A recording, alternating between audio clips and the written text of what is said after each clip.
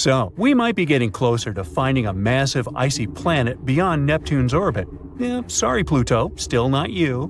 Recently, some universe mapping using data from a telescope in Hawaii eliminated about 78% of the possible locations for this mysterious Waldo from space. Some people call it Planet 9, while others prefer Planet X.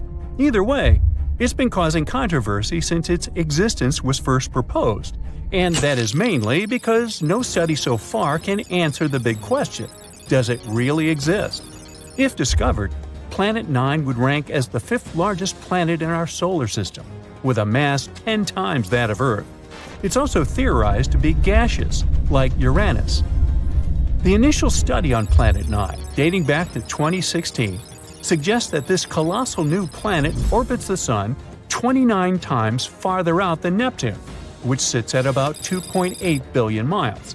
As a result, the Planet 9 would take between 10,000 and 20,000 years to complete a single orbit around the Sun. If confirmed, this yet-to-be-understood world would dominate a region larger than any other known planet in our cosmic neighborhood. These are all intriguing hypotheses, but without a single piece of evidence or observation to back them up. Before dismissing this as a wild guess, it is important to note that these researchers relied on complex mathematical modeling and computer simulations to speculate about the planet's characteristics, because that's what they do. The hypothetical presence of this planet would explain various mysterious features located beyond Neptune. We are specifically talking about the Kuiper Belt, a huge donut-shaped region filled with icy debris left over from the formation of the solar system, including comets and dwarf planets like Pluto. What happens is that the 6 farthest objects in the Kuiper Belt exhibit elliptical orbits that are all oriented in a similar direction within physical space and tilted approximately 30 degrees downward relative to the orbital plane of our 8 known planets. What's strange here is that, despite their distinct orbital velocities around the solar system, they maintain this alignment. The likelihood of such alignment occurring randomly is extremely low, around 0.007%. So, here comes Planet 9, a hypothetical massive celestial body that offers a plausible explanation for this strange phenomenon, potentially exerting gravitational influence to shape these orbits. The initial theory didn't hold up for long, facing accusations of observational bias and calculation errors. Then, in 2017, another study popped up, sparking back the idea that maybe Planet 9 is out there after all. This time, Spanish astronomers tried a novel approach, focusing on observing extreme trans-Neptunian objects.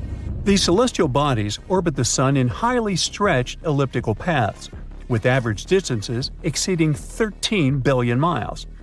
The research suggests that the distances between these objects' nodes and the Sun might provide clues to Planet 9's location. You see, these nodes are the points where a celestial body's orbit intersects the solar system's plane. When these objects reach these points, they're more likely to interact with other solar system bodies, potentially causing significant changes in their orbits or even collisions. So, if the trajectory of these extreme trans-Neptunian objects remains stable, everything's fine. But if it's not, well, that's a sign that something else, something big, is messing with their path. And that's exactly what the research found. There is something unseen out there, throwing these objects off course. And that something could be a planet, chilling at a distance between 300 to 400 times farther from the Sun than Earth. To this day, the study of the extreme trans-Neptunian objects is the strongest evidence we've got for Planet 9's existence. And if you're still not convinced by this theory, know that strange motions like these have led to planetary discoveries before. Neptune, for instance, was spotted because Uranus's motion didn't quite agree with the predictions of Newtonian gravity. But the deflection of its orbit could be explained if it was caused by a pull of an undiscovered planet. And just like that, we discovered Neptune. Now, the year is 2021, and there's all this buzz about Planet 9 again. After correcting some old guesses, studies are now leaning towards the idea that this mystery world follows an epic loop around the Sun every 7,000 years. That is massive news, because it means this planet might be closer than we ever thought, making it easier for our telescopes to spot it. The paper also suggests there is a whopping 99% chance that the funky orbits of these distant objects are all because of this unseen planet, not just some cosmic coincidence. Now, the odds of this whole situation being a fluke are down to a 1 in 250 chance, which is much better than the 1 in 10,000 chance back in 2016. All these optimistic numbers have brought us to where we are today, keeping our hopes and working on better equipment to continue the mission of spotting Planet 9. As mentioned earlier, researchers in Hawaii created some kind of treasure map utilizing the Panoramic Survey Telescope and Rapid Response System to eliminate 78% of its locations. This is great news, considering how challenging it is to find a planet-sized needle in a cosmic haystack. But unfortunately, Planet 9's presence remains a ghost in the dark outer reaches of our solar system. Enthusiasts are still convinced of its existence and believe it is only a matter of time before we celebrate the discovery of Earth's new cosmic cousin. They're putting their hopes on the Vera C. Rubin Observatory, which is currently under construction in Chile and is scheduled to begin science operations in late 2025. Over the course of 10 years, this observatory will scan the entire southern hemisphere sky every few nights with a 27-foot, fast-moving telescope equipped with the largest digital camera in the world. The idea is to catalog everything in the solar system, reaching out to and beyond Neptune, and tracking the movements of millions of celestial objects, including space junk, asteroids, comets, and stars. If Planet 9 is indeed out there, this next-generation telescope could be the one to find it. The existence of this mysterious planet is far from being universally accepted in the scientific community. That is simply because Planet 9 isn't the only explanation for the strange phenomenon occurring beyond Neptune. One theory suggests that a group of distant objects, such as dwarf planets, comets, and moons, might be collectively influencing the orbits of the extreme trans-Neptunian objects. Others believe that a black hole is behind all this. These compressed masses are some of the densest objects in the universe, potentially capable of affecting the orbits of other masses, like how this supposed ghost Planet 9 is believed to be doing. Another bold perspective suggests that our current understanding of the laws of gravity is flawed, actually incomplete. This theory, known as modified Newtonian dynamics, proposes that these distant icy objects exhibit strange behavior not due to influence from another planet, but rather because the immense gravitational field of the Milky Way is influencing them. However, even supporters of this theory acknowledge that it is too early to draw firm conclusions, and much more extensive research is still required. While we continue our relentless hunt for Planet 9, some astronomers have taken it a step further, suggesting the existence of a hypothetical Planet 10. This world has a mass and size like that of Mars or Earth and is located on the edges of the Kuiper Belt. But the thing is, if this alleged Planet 10 is indeed as small as scientists believe, it might not have enough gravity to clear its orbit of debris. And that is pretty similar to what happens with Pluto, being one of the reasons why it got into trouble back in 2006. So yeah, it's better not to get too excited. This supposed Planet 10 might end up classified as another dwarf planet. For thousands of years, people knew only about the planets Mercury, Venus, Mars, Jupiter, and Saturn, which they could see using simple telescopes, or even by the naked eye if conditions were good. But in the late 18th century, a famous astronomer named Sir William Herschel discovered a new planet that was icy blue in color. At first, people thought it was a star, but later they realized it was a planet. Today, we know it as Uranus, a planet that's more than 19 times farther away from the Sun than Earth. It's so far away that it takes Uranus 84 years to complete one trip around the Sun. This astronomer also discovered many other interesting things in space, like double stars and nebulae. In the mid-1800s, scientists noticed something pulled Uranus and strangely tugged its orbit.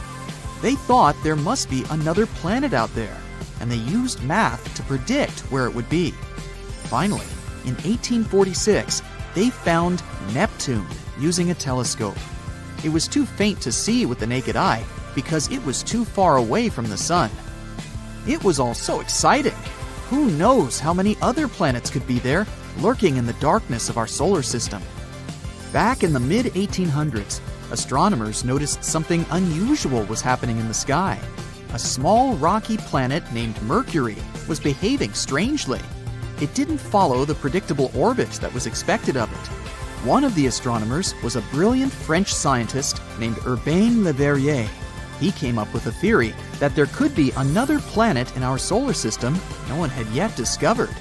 It would be located somewhere between Mercury and the Sun. This hypothetical planet, which he named Vulcan after the Roman god of fire, would have an incredibly hot surface, and it could be a potential explanation for Mercury's strange behavior.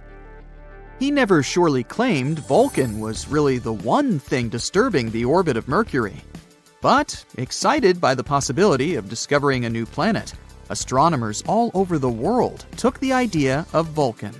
For a planet that didn't exist, people committed to developing ideas and getting information about it. Some scientists didn't think it was likely that they had missed another planet as big as Mercury. It would have been hard not to see it by then. But there was a tiny chance of a smaller planet existing inside Mercury's orbit that was too close to the Sun, so no one could see it. One theory said it was about 13 million miles away from the Sun. Mercury is the planet with the most eccentric orbit in our solar system, but the closest point it gets to the Sun is about 28.5 million miles. This means Vulcan would be under half of that distance. The theory moved on, saying that if Vulcan existed, it would orbit the Sun every 19 days and 18 hours, and its path would be tilted about 12 degrees relative to the path of other planets in our solar system. Vulcan's position at its furthest point from the Sun would still be too close to the Sun to be seen with the naked eye, even during twilight. The only chance of seeing Vulcan would be during a solar eclipse, or when it passed in front of the Sun, which, as the theory said, would be 2 to 4 times a year. They had a theory that this mysterious planet was so close to the Sun that it could only be seen during a total solar eclipse when the Moon blocked out the Sun's blinding glare.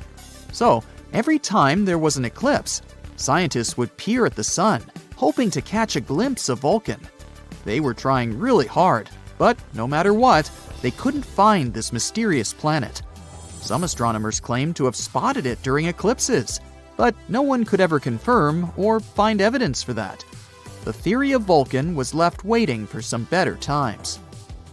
Einstein had a different idea. You know about his theory of general relativity, right? That's where he claimed gravity wasn't some sort of natural force, but a result of space-time curved because of the presence of giant space objects, like planets and stars. Planets circle around the Sun in their usual orbit because space-time is curved. That means the planets are kind of falling towards the central star of our solar system. And Einstein tried to explain Mercury's unusual orbit using his own theory of relativity. Unlike the other planets in our solar system, Mercury's orbit wasn't that circular. Instead, it seemed to wobble slightly, as if there was an invisible force pulling it away. Einstein said this could be happening because the massive gravity of our Sun was actually curving the fabric of space-time around it. He claimed it's possible this changed Mercury's orbit a little bit. It took the scientific community a while to test this theory, but it eventually seemed like the most plausible explanation. Even though Einstein's theory gave us a more elegant explanation for Mercury's strange orbit, some scientists were still holding out hope for Vulcan. It was especially hard to let go of the idea of Vulcan because Mercury is also the planet that's really hard to see from where we're standing. But later, more and more scientists started accepting Einstein's theory above their imagination, and they would observe a total solar eclipse specifically to test Einstein's theory of relativity not because of Vulcan. And Vulcan is not the only hypothetical planet everyone was talking about. In the newer age, some believe there could be a mysterious planet lurking in the outer part of our solar system. But this one is more likely to exist. No one has seen it directly yet, but computer simulations show this so-called Planet 9, or Planet X, is probably somewhere there beyond Neptune. Neptune and Planet X could be similar in size. Planet X could be 10 times more massive than Earth and circles around our Sun in an elongated shape, which is on average 20 times farther from the Sun than Neptune. A year there may last between 10,000 to 20,000 Earth years. By comparison, a year on Neptune lasts 165 Earth years. Something this big moving out there beyond Neptune could explain the unusual orbits of smaller objects in the Kuiper Belt. The Kuiper Belt is the area of our solar system beyond Neptune and where it orbits. And there are most likely many asteroids, comets, and some other smaller bodies there, mostly made of ice. There was another hypothetical planet called Nibiru. Remember those rumors that the world could end back in 2012?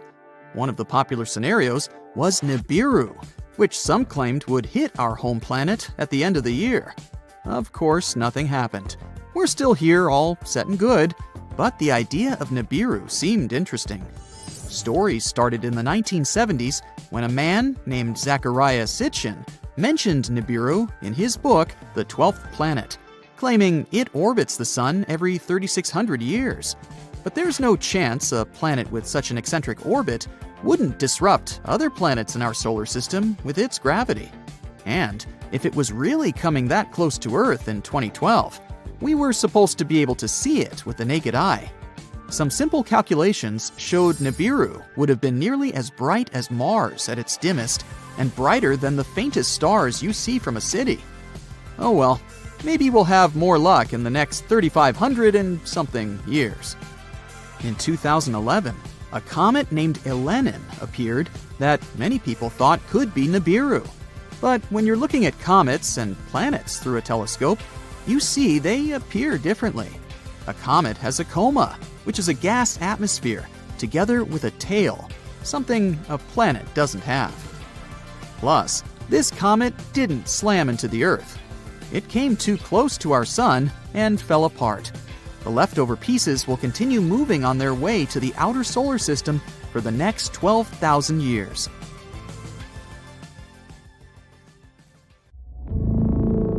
Dark, mysterious, cold space. Comets, asteroids, planets, stars, and something that's lurking over there, far beyond Pluto. Yup, this could be the 9th planet of our solar system, the one people have been wondering about for centuries. IRAS, which stands for the Infrared Astronomical Satellite, collected interesting data back in 1983. It could be proof that Planet 9 is hiding there. No one knows if it really exists, but this discovery helped to build a model to understand this potential planet better.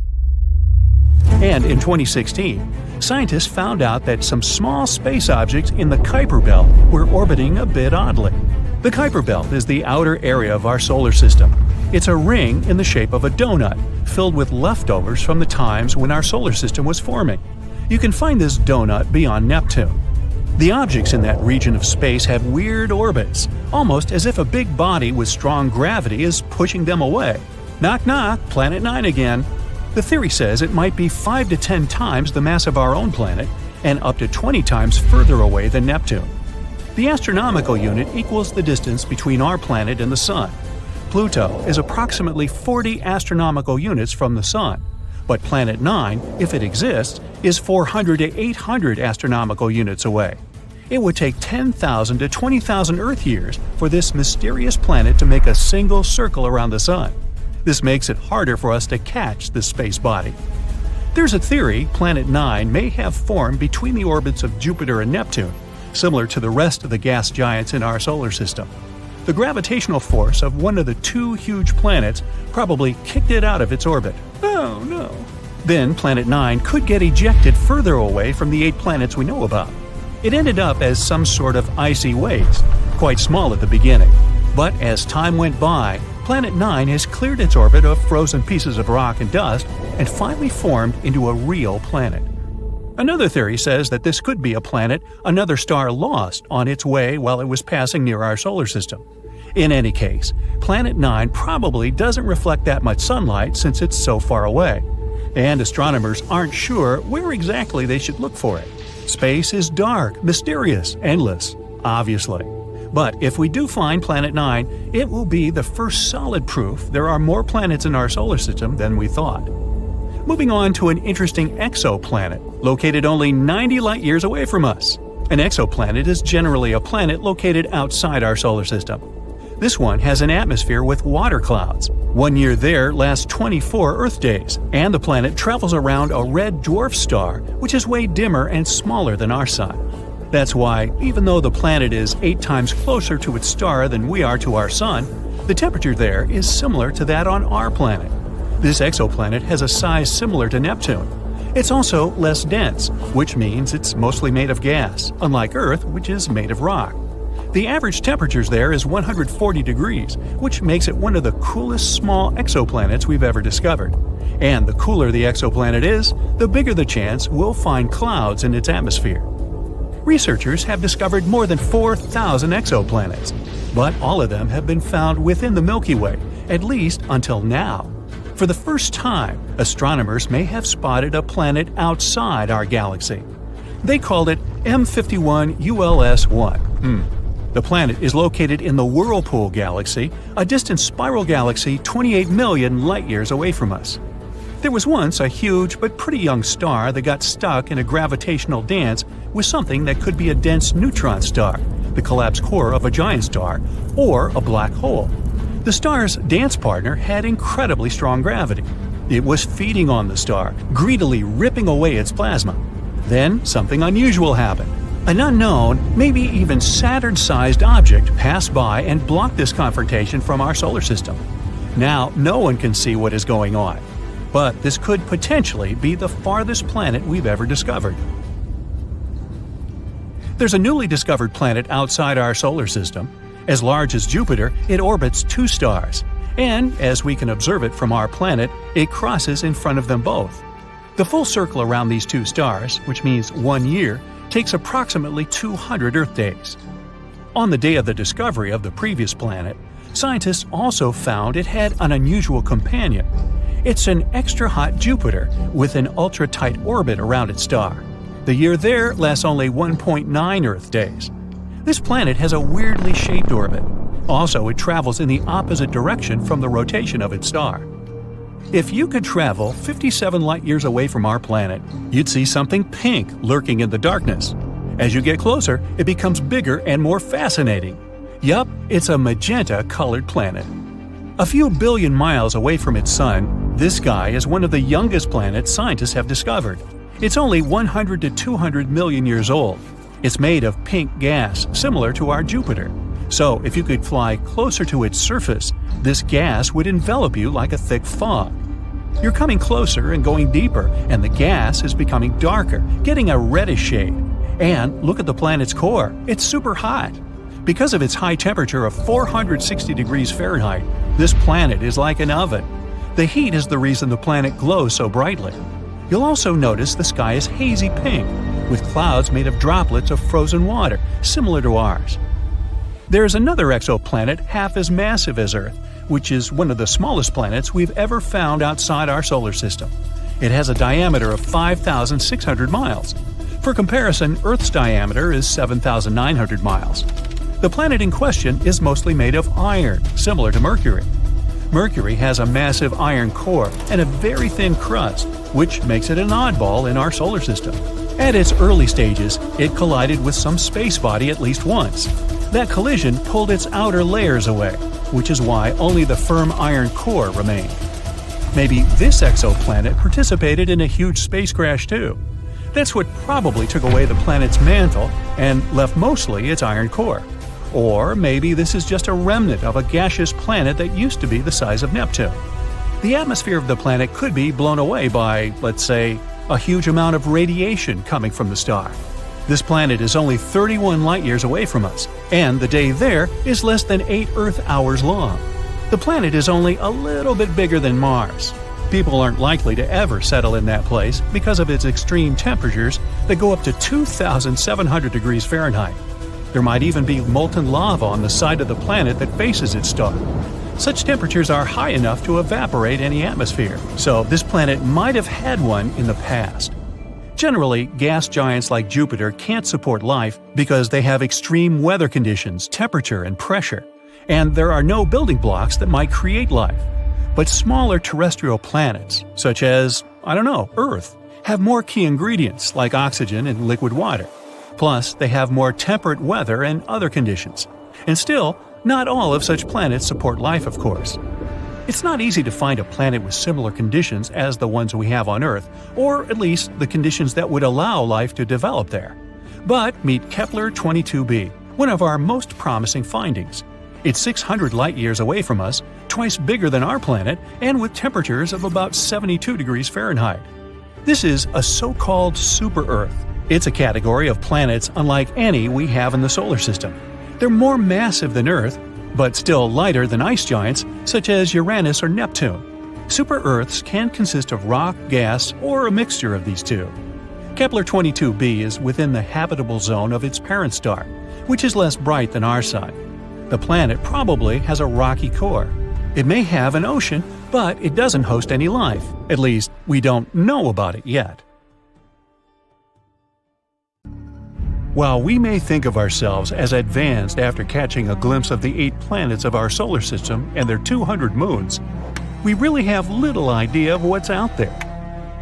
So much so that there's speculation that there might be one more planet in our solar system. Scientists call it Planet X or Planet 9. This undiscovered world could be hidden way out past Neptune. Asteroids and dwarf planets in this area have weirdly unexplained altered orbits, and Planet X may be the reason. Tales of this mysterious planet began over 100 years ago with a man called Percival Lowell. Lowell had a great love of space, and aside from having an impressive mustache, he was also super rich. Ooh, that lucky guy. He used his riches to build an observatory in Arizona. He then dedicated it to study the odd motions of Uranus and Neptune. Their gravitational pulls are slower than those of all the other planets in our solar system, almost as if there is a giant hidden object pulling them off course. In 1906, Lowell theorized that there could be another planet out beyond Neptune. It probably caused those strange cosmic happenings. The man called this potential space body Planet X. In 1930, Pluto was discovered by Clyde Tombaugh at Lowell's very own observatory. It finally looked like people had an explanation for the weird orbital patterns. Lowell's team was on cloud 9 after the discovery, but their celebrations were short-lived. Soon, they found out that Pluto is way too small to be having that much of an effect on the surrounding planets. And it was also too far away from them, so it was back to the drawing board. Planet X, if it exists, is 10 times the size of Earth and 4 times its radius. It would take at least 10,000 years for the planet to orbit the Sun, and it would sit over 200 times further out than our home planet. That's 600 astronomical units from the center of the solar system. FYI, an astronomical unit equals the distance between the Earth and the Sun. But while that sounds super far away, it's actually not. The distance between space bodies is usually measured in light years, and an astronomical unit is a much smaller unit of measurement. For context, the most distant thing detected from Earth is the galaxy GNZ11. Cute name, huh? It sits a staggering 32 billion light-years away. Even so, our telescopes can still spot it, and just 1 light-year is the same as 63,241 astronomical units. Woo! So, if our tech can detect a galaxy that's so far away, how have we not been able to uncover Planet X? Well, it's probably down to the fact that it might not even exist. The theory of Planet X was pretty much debunked back in 1989. It was discovered that the mysterious gravitational pulls of Neptune had been a red herring all along. Scientists had massively misjudged just how big Neptune actually was. Voyager 2 visited the planet and discovered its actual size. This new info explained the odd gravitational pulls, meaning they weren't being caused by the so-called Planet X. But that's not where our investigation ends, as the hypothetical ninth planet once again popped up around 10 years ago. While the evidence behind Lowell's theory was wrong, his belief in Planet X may not have been. In 2015, astronomers Michael Brown and Konstantin Batygin discovered that there were, in fact, unexplained gravitational forces at play past Neptune. There are satellites that orbit planets perpendicularly, which doesn't happen anywhere else in our solar system. There's also clusters of asteroids that move in very specific ways, so specific that it's basically impossible that it could be random. Even weirder, there are satellites that travel in completely opposite direction to the Sun, unlike most other things in the solar system. A planetoid called Sedna also appears to be being pulled towards something, along with 6 others, all going in the same direction. And Brown and Batygin aren't just any other stargazers. They're both well-respected scientists at the top of their game. Konstantin Batygin has been named in Forbes as one of 30 scientists who are changing the world. And Mike Brown was the man who rebranded Pluto as a dwarf planet. This means that when these guys say something, it's usually pretty legit, and you should probably listen. But the only way we can really prove Planet X exists is to actually find it, and this has turned out to be pretty difficult. To locate the planet, we'd need to use a method called transit photometry. This is basically where we monitor a whole bunch of stars for a long time and look out for any dips in the light they give off. These dips would likely be caused by a planet getting in the way, and ta-da! The existence of Planet X could be proved. But for this method to work, Earth, the new planet, and the Sun all have to be perfectly aligned. These circumstances are pretty rare, and if these conditions don't exist, the dip in light won't happen. Plus, this method would only really work with planets that are closer to the Sun than our Earth. That's Venus and Mercury. For anything past Earth, this technique is pretty much useless. Another technique we could use is to find the potential planet through a good old-fashioned telescope. But as you can imagine, that's insanely tricky. The furthest object that we've found in our solar system is a planetoid appropriately named Far Far Out. But that's only 140 AU away from the Sun. That's only like a quarter of the way to Planet X. We can only see an object because of its brightness. The Sun is very visible to us because it emits huge amounts of light. And we can see the Moon because it reflects the Sun's light. Technically, the Moon has no right to appear brighter than everything else in the night sky. It only seems brighter because we're closer to it. The farther away an object is, the less bright it appears to us. The major issue with seeing the theoretical Planet X is that all objects in our solar system get their light from the Sun. They reflect sunlight, and that's why we can see them. Given how far away from the Sun Planet X might be, it makes it nearly impossible to see. And because of its really dim light, to view it, we would require perfect weather conditions as well as an extremely strong telescope. But Brown and Batygin have found the perfect one. The Subaru telescope is located at the top of a dormant volcano in Hawaii. It's huge and is capable of capturing even the weakest light from distant space objects. The issue that we need to figure out is where to point it. Without knowing where Planet X actually is, this basically turns things into a giant guessing game.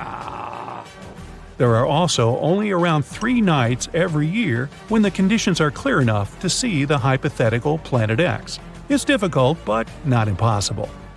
And still, most astronomers have called it a day and agreed that Planet X doesn't exist, stating that it's just a common myth. The most widespread explanation for the weird gravitational pulls is that there's a tiny black hole in our solar system. It's pulling the planets toward us. But don't worry. They say it's not big enough to actually munch on a planet. So Earth is all good, for now. The issue with the black hole theory is that, once again, it's almost impossible for us to track the thing down. While its mass could be as great as that of Planet X, The hole itself would be squished down to the size of an orange. Telescopes wouldn't be of any use. To find it, people would have to look for the gamma rays sent off by objects as they fall into the black hole. Another way we could find it is to release hundreds of tiny spacecraft. They would pass close enough to the hypothetical hole, and when they got pulled toward it, we could probably detect it. But don't count out Brown and Badigeon's theory. It's still being documented by NASA. And until we find unmistakable evidence to prove any theories, Planet X might still be out there. When you explode planets, things get red hot. Atmospheres are stripped away. Stuff is flying apart.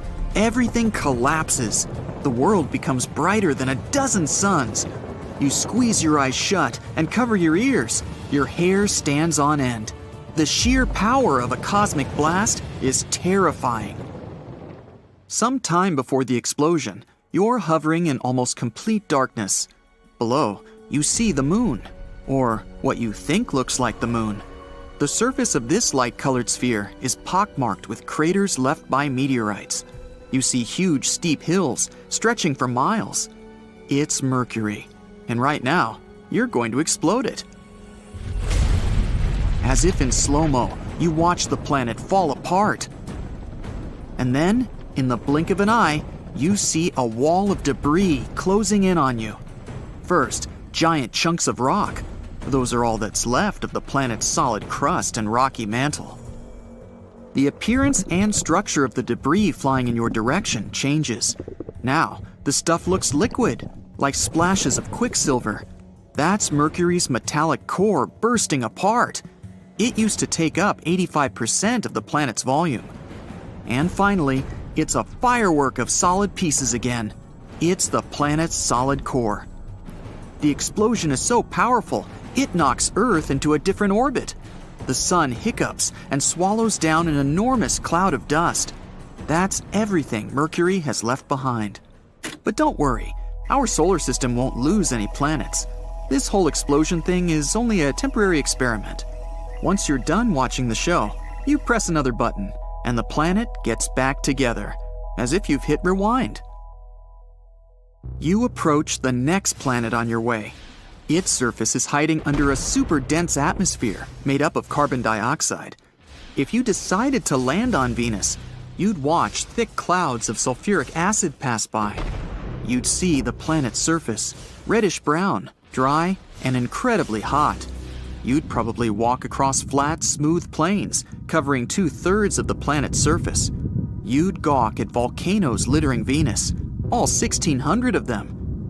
Unfortunately, you won't be able to do that because you press the button. Boom! Huge chunks of basalt fly away from the center of the explosion. That used to be the planet's 12-mile thick crust.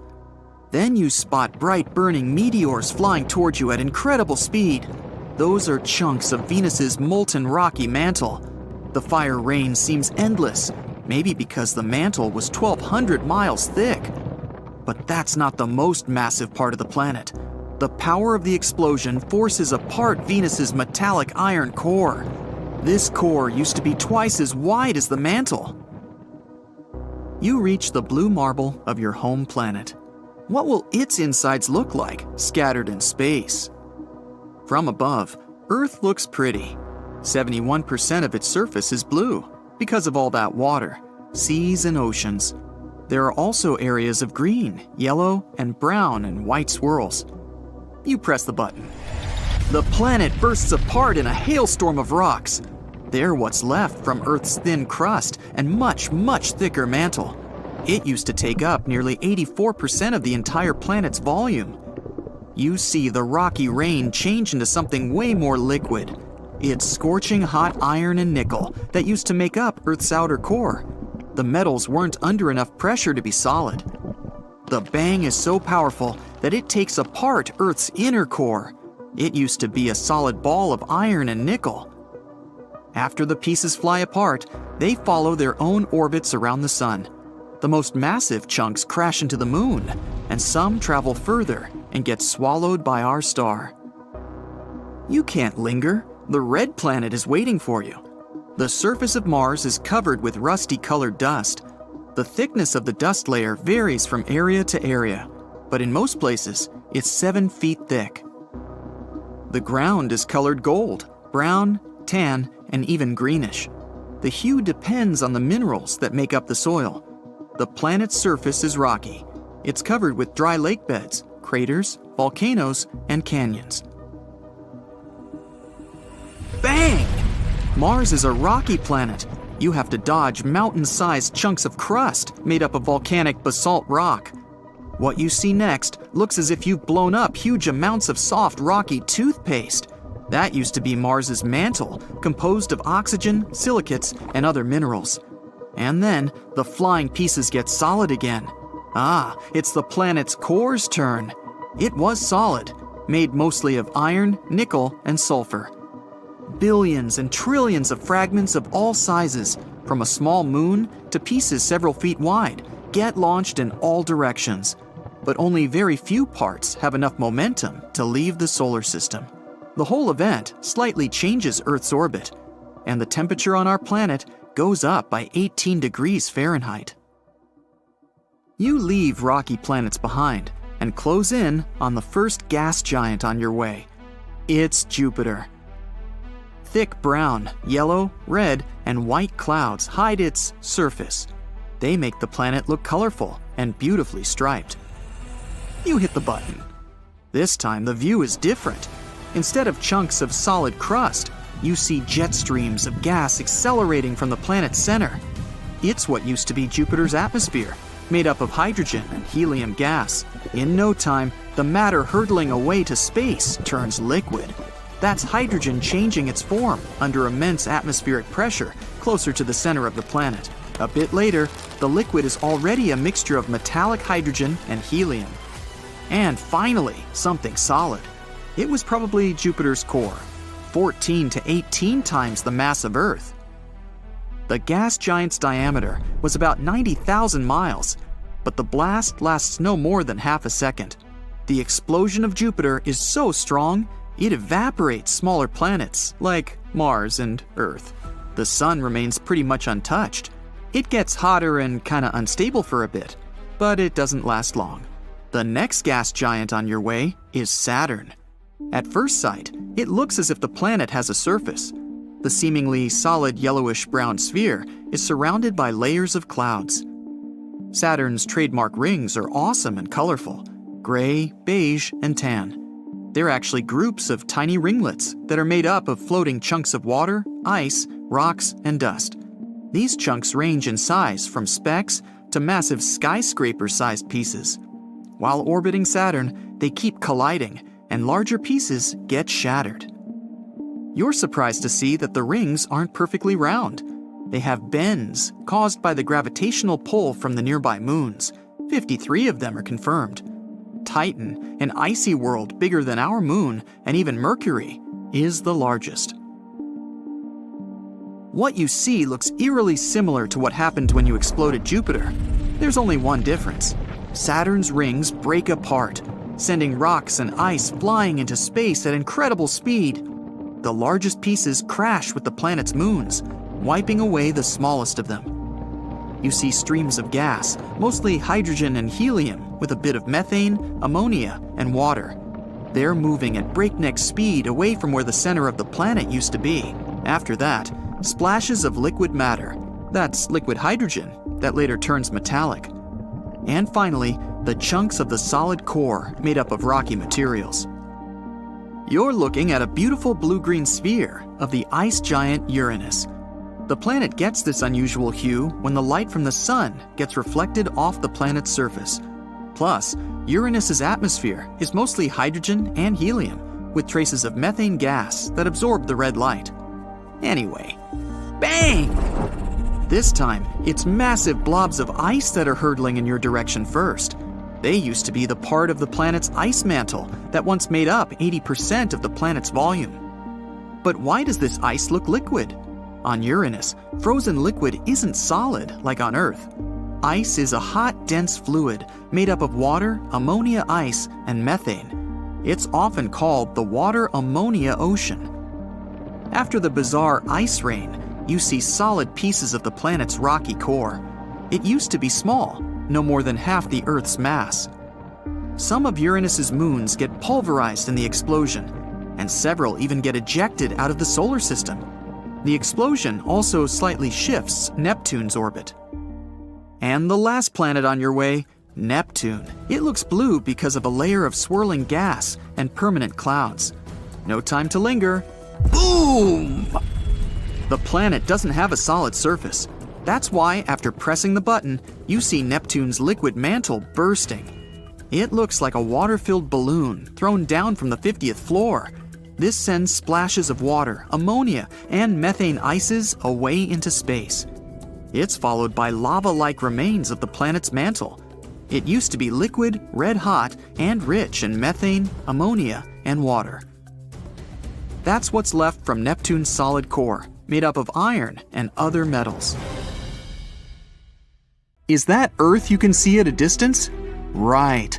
Just look at it, floating in space, hanging out with its planet buddies. You spot orange-red Mars and Jupiter with its asteroid belt. Even tiny Pluto is there.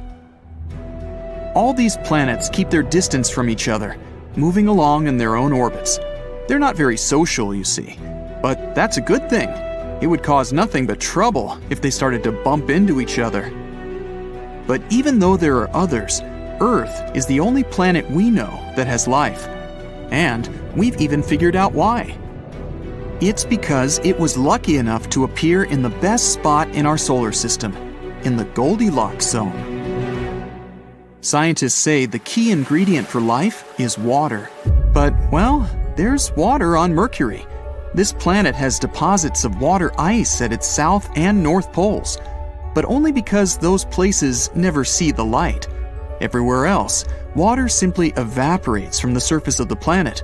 Mercury is way too close to the sun. Pluto has some water too. Astronomers even think the dwarf planet might be up to 30% water, but it's frozen. Unlike Mercury, Pluto's too far away from the sun, which is why all its water is in the form of ice. But Earth hovers in a perfect spot called the habitable zone. It has the right temperature for the water to remain liquid and for all forms of life to flourish. But what if Earth was the only planet in the solar system? No Mars, no Jupiter, no Mercury, no Venus. Things might have turned out a little different than what we're used to. Remember that massive asteroid that hit the Earth around 66 million years ago? Well, without Jupiter and its asteroid belt, our planet would be constantly hit by meteorites and asteroids, and some of them would be just as big as the one that caused all that sorrow to the dinosaurs. These rocky fellas would be roaming around in space with no one and nothing to stop them. And if Earth was the only planet out there, it would also be their only target. But that's not all. Look at all this huge space Earth would have all to itself. It means our planet would have an opportunity to travel a bit. It could even choose to leave the Goldilocks zone. But then, would life on the planet still be the same? So let's say Earth started drifting away from the sun. Then, it'd soon get too cold on the planet. Picture a place where the sun doesn't shine anymore. Dark, cold, covered in ice and snow all year round. That would be our Earth if it traveled further from the sun. If this happened, our cities would start to look very different. Right now, Earth is full of life. Come to any park and you'll see green trees and grass everywhere. There will be people walking, sitting on the benches, enjoying the sun. You'll definitely spot someone playing soccer or frisbee. On the park's lawns, there will be people resting on their blankets, soaking up the sun. A few people will be reading their books, looking relaxed and happy. Back in space, you see Earth again. The planet is still in its favorite spot. That's why life is so beautiful down there. But wait, is it moving? Our planet is definitely further from the sun now. Has it changed things for Earth? It actually looks a bit bluer now. Down there, famous golden California is not so golden anymore. It's gloomy and dark, much like all other places on Earth. New York is covered in ice. Even in the hottest places, the temperatures are now below freezing, including tropical destinations like the Bahamas. After a while, liquid water turns into ice. The oceans now look like giant skating rinks, except there's no one to skate there since the planet has become way too cold to support life. Okay, then what if, instead of drifting further away from the sun, Earth moved closer, with people still aboard? Whoa, the temperatures here are crazy, too hot to handle. The climate would be getting hotter and hotter. Natural disasters would start to occur more often. Hurricanes and floods would be a common thing on Earth now. And pretty soon, the planet would get too hot for people to handle. Particles from the sun would become a serious threat. The atmosphere would be struggling to protect Earth from solar radiation, but this shield would be growing weaker. Liquid water would be nowhere to be found anymore, maybe only in underground deposits. Earth would look a bit like Mars, all rocky and barren. The Mississippi River would dry up and leave behind a huge canyon. All the oceans would be gone too. At the moment, the Mariana Trench is the deepest known place on Earth. It's incredibly hard to reach its bottom because of the immense water pressure there. But without water, trips to the deepest spot on Earth would be possible.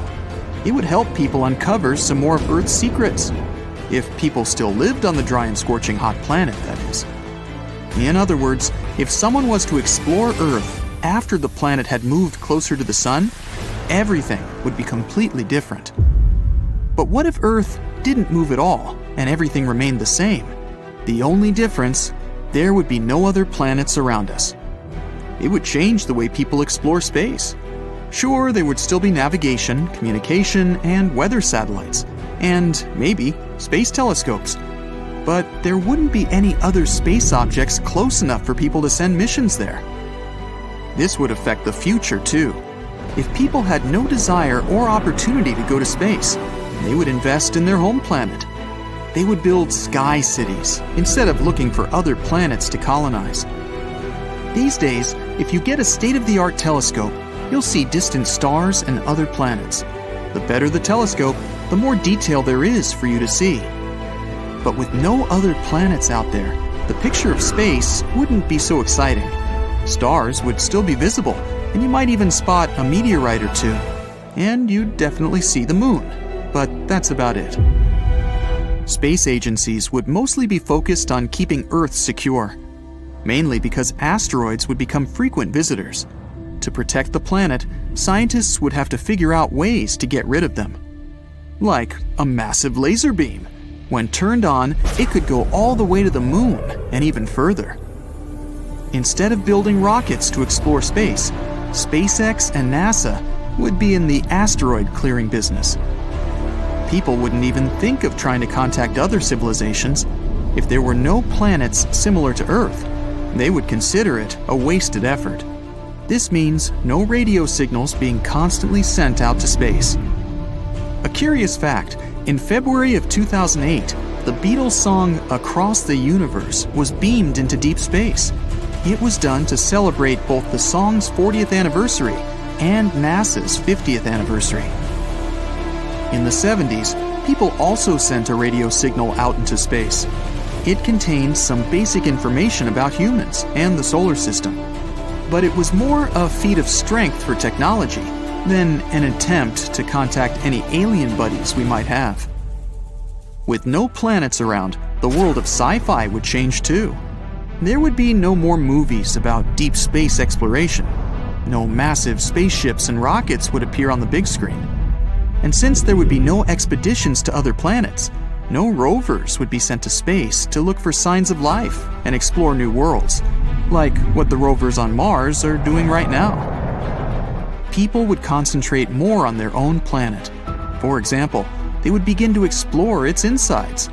New technologies would allow us to dig much, much deeper, all the way through Earth's crust and further. And doesn't a trip to the planet's core sound exciting? Instead of astronauts, there would be explorers of the deep underground.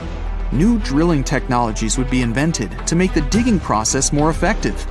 There would be new types of vehicles, They would be created to drill and protect explorers from the enormous underground pressure. While exploring the world under the planet's surface, people would likely find absolutely new life forms. Those would be mysterious creatures that evolved to survive in the dark, in extreme temperatures, and with barely any food. It certainly helped people understand more about their home planet. Why do we look the way we look? Most of it's down to dear old planet Earth. Its atmosphere, gravity, that kind of stuff. When you go on a week-long beach getaway, you get a tan. Basic. But what about living on a whole other planet? One astronaut spent a whole year living on the International Space Station. Zero gravity means no healthy pressure on your body, so his bones got weaker. So did his muscles. It also gave him more space between his vertebrae, so he got a bit taller. And that's only a year. The more time you spend at the beach, the darker your tan gets. So, what if we move to Mars? The first major change you might notice, after a couple hundred years, is your brand new skeleton. Gravity on Mars is much lower than on Earth, so your muscles and bones would probably shrink. Not great for surviving on a new planet. Gravity would make us feel our weight differently. If you weighed 150 pounds on Earth, you'd only feel like you weighed about 50 pounds on Mars. You'd need to eat more to get stronger and bigger to make up for Mars's weak gravity. Sweet! Time to grow some larger and stronger bones, organs, muscles, everything. There'd be one more dramatic change. Your largest organ, your skin. It's the most important barrier that protects you from everything. Germs, wind, UV light, looking totally creepy, you name it, it does it. You might just need a whole new skin. How do you feel about orange? Sorry people, green skin is totally sci-fi. Here's the deal. Carotenoids offer quite a nice protection against UV light. That's the stuff you find in carrots, sweet potatoes, bell peppers, tomatoes, pumpkins. A Mars farmer's market could make a fortune. The more of these veggies you eat, the more orange your skin's gonna get. If you followed a special diet and wore high-tech gear, chances are, one day, living on Mars might be totally normal. Living on Mercury would be really tough. It's the closest planet to the Sun, and it's definitely hotter than Earth, but weirdly, not hotter than Venus. It's really hot during the day, about 800 degrees, but at night, it drops to -290. Days on Mercury are kind of crazy. You know, when you finish the day, but you didn't really get a lot done? Problem solved. Move to Mercury. A day on this planet lasts about 58 Earth days. That means you'd have a lot of time to get ready for bed. My guess, though, you'd probably get kind of bored. One excellent solution. Somehow, become made of metal, like titanium, nickel, or platinum. Those guys can handle extreme conditions. Life on Venus would be way worse than Mercury or Mars. Pressure might be a tiny issue. You'd probably have one long, never-ending headache. Standing on Venus is like being 3,000 feet underwater. Oh, and that thing we need every moment of the day? Chocolate. Air? There's not a lot of that floating around on Venus. There's carbon dioxide everywhere, and the planet's surface is completely dry. That means it's gonna be hot. 870 degrees hot. There are a few species on Earth that can survive the boiling point of water, and maybe if they mutated somehow, they'd survive Venus's crazy heat. 266 degrees is the record so far, set by a species of microbes. So get ready for an epic body transformation. Want to live on Venus? You'd probably have to turn into a tiny microbe just to survive. Luckily, Venus's atmosphere has phosphine, which isn't great for humans, but microbes just love it. But since you're not a microbe, not yet anyway, you'd need to wear special gear to control the pressure and feed you air. It's not looking good.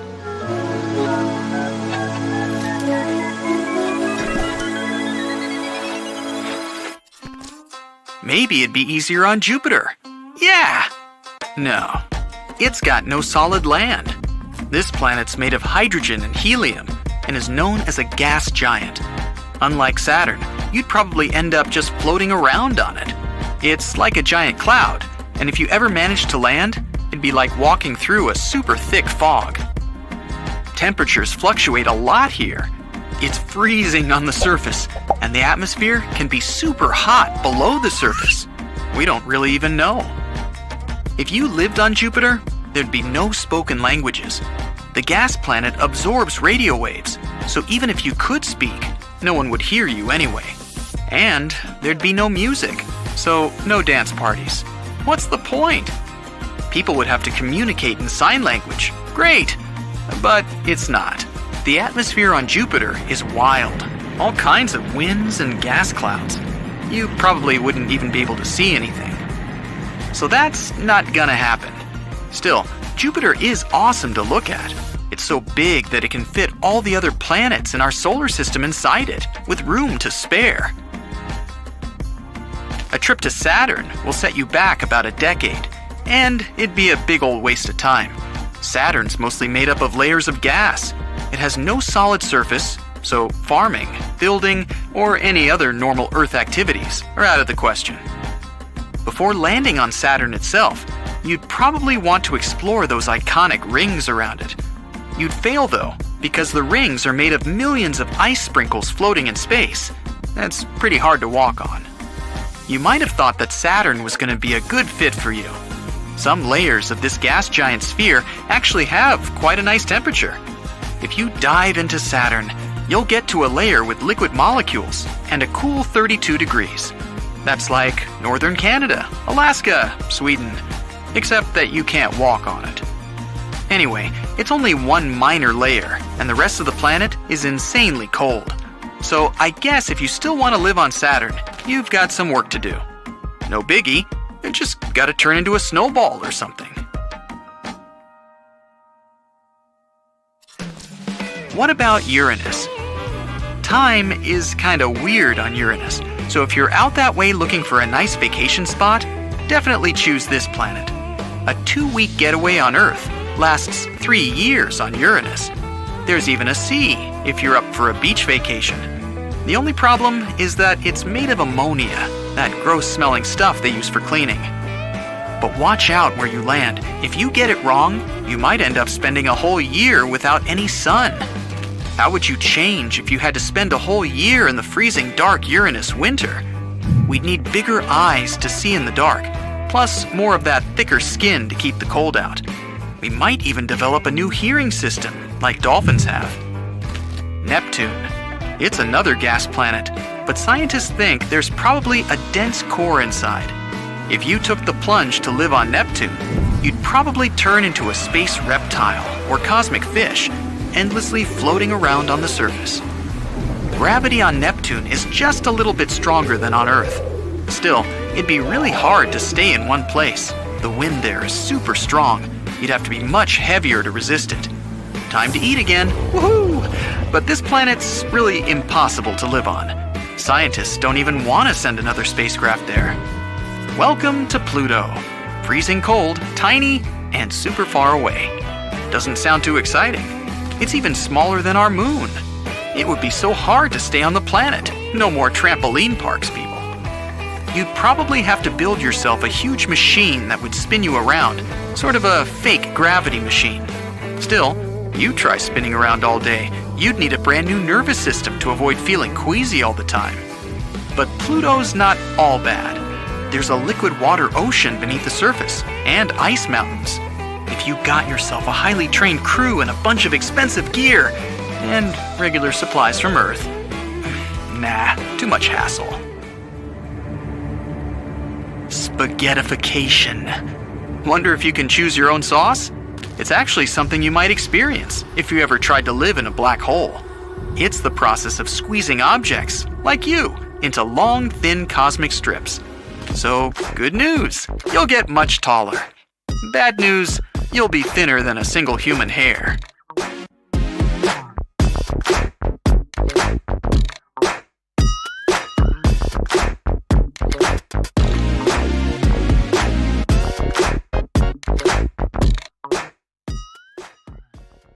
Now, Jupiter used to be flat and look like an M&M candy. Now I'm hungry. And it wasn't the only flat pattern in our solar system. Turns out there are tons of things that can go wrong during a planet's formation, like locking up to the sun or getting whooshed into open space. Let's check it out. The Earth isn't flat, but Jupiter might have been. Instead of being a big round ball, gas giants in our system might have started more like flat pancakes. Jupiter is one of the oldest of our neighbors. It's 4.6 billion years old, just like our Sun. And when it was just a baby planet, it likely formed through a process called disk instability. It all begins with stars. When a star is forming, it doesn't look like a round object. It's more like a big disk of stuff. During this stage, really hot winds made of charged particles blow out. The dust in that disk contains stuff like carbon and iron. Some of them collide and stick together, forming bigger objects. Dust turns into pebbles, pebbles turn into rocks, and rocks bump into each other, getting bigger. Gas in the disks helps all these solid bits stick together. Some break apart, but others stick around, and they're the ones that become the basic pieces of planets. They're called planetesimals. Even gas giants like Jupiter started off as tiny specks of dust, smaller than a human hair. Eventually, they formed their own big ring-shaped disks of gas. They began to spin around our Sun, growing bigger by gathering gas and rocks like snowballs. Gas giants are special. They were born from the colder parts of the disk. In cold areas, molecules are slower, which makes them easier to grab. In these places, water could freeze, and tiny ice pieces stick together and are mixed with dust. These dirty snowballs gather up and then form cores of huge planets, like Jupiter, Saturn, Uranus, and Neptune. In the warmer areas closer to the star, rocky planets like Mercury, Venus, Earth, and Mars start to form. After the icy giants were born, there wasn't much gas left for these smaller planets. It might take tens of millions of years for these rocky planets to form after the star is born. And our Sun was growing at the same time, sucking up nearby gas and pushing faraway stuff even farther out. After billions of years, the disk changed completely, turning into a round star with a bunch of planets, dwarf planets, asteroids, moons, meteoroids, and comets around it. Recently, simulations showed that these protoplanets, as these early dust balls are called, don't start off looking like the planets we know. In the case of gas giants like Jupiter, they look more like squashed balls or M&M's candies, not the peanut kind. When the Sun was young, the disk of gas and dust surrounding it cooled down and became unstable. It started breaking into big chunks. These chunks dramatically collapsed together under huge gravity to create Jupiter. It became a round gas giant over time. There are a lot of oddities that can happen during that process of planet formation. Ever wonder why Venus or Uranus spin in the opposite way compared to other planets? Usually, when things form from a spinning disk of gas, they tend to spin in the same direction. For example, if you spin a bunch of balls on a string, they all twirl in the same way. So, theoretically, all planets should spin in the same direction too. But there are a lot of fast-moving objects, like comets and asteroids, in our solar system. When they smash into planets, especially during their early days, this collision might send the planets to spin in the opposite direction. Venus and Uranus probably survived a massive collision. Luckily, they weren't repelled to outer space. The gravity from the Sun and nearby planets pulled them back into place. There are also so-called tidally locked planets. These are celestial bodies that spin in a way where one side always faces their star, while the other side remains in perpetual darkness. So one side is always very hot, while the other is extremely cold. If we were on a planet like that, we would only be able to live on a thin line in between. These planets form when they're very close to their star. The gravitational forces are extremely strong, and over time, these forces slow down the planet's rotation until it matches the time it takes to orbit the star. Imagine you're spinning in your chair. Someone comes up to you and, holding onto your chair with their hands, starts spinning with you. This way, you'll always face each other. tidally locked planets kind of work like that. Our moon is tidally locked to our Earth, which is why we only see one side of it. We've discovered more than 5,000 planets outside of our solar system called exoplanets. Some of them have very strange orbits. For example, planets with incredibly long orbits, thousands of years to make one trip around the star, or very wonky, comet-like orbits, or so-called hot Jupiters. They're super close to their star, way closer than Mercury is to our Sun. But these planets couldn't have formed where they are now. As their solar system evolved, they changed their positions for some reason. This rearranging is called planetary migration. There are three main ways this migration happens. First, because of the gas and dust spinning around the planet. When a planet is bumping into this stuff, it can create spiral patterns in the gas. These patterns can either push the planet closer to the center or farther away, depending on how they mix together. It's called a gas-driven migration. This is what Jupiter experienced when it moved closer to the Sun billions of years ago. I wasn't around then. This also explains the existence of hot Jupiters. Second, big planets can shove the smaller ones, changing their paths. Third, the star's gravity can tug on the planet, making its orbit more circular. Ever heard of rogue planets? Imagine a lonely planet floating in the vastness of space without a star to call home. They're like the wandering nomads of our galaxy, doomed to drift around forever. And there are so many of them. There might be more free-floating planets than ones that are tied to stars. We're talking trillions of rogue planets hanging out in our Milky Way galaxy alone. They're often as massive as our biggest planet, Jupiter, but most of them might be Earth-sized. Some might even have thick atmospheres that keep them warm, even though they're far from any star. Some of them might have wild auroras, while others could host moons with liquid water, a potential haven for life. There's even a chance that they might contain extraterrestrial life. These planets might bump into other stars or even entire planetary systems as they journey through space. Sometimes they might get caught in a star's gravity for a while before getting flung back out into space. But how are they born? Sometimes, during this chaotic process of planet formation, not all planets can manage to stay close to their parent stars. Some of them get kicked out of their solar systems due to powerful gravitational interactions with other planets or passing stars. These ejected planets become rogue planets. In 2012, astronomers found a solar system from the very beginning of the universe. This system included a star and two planets. We called it a fossil system.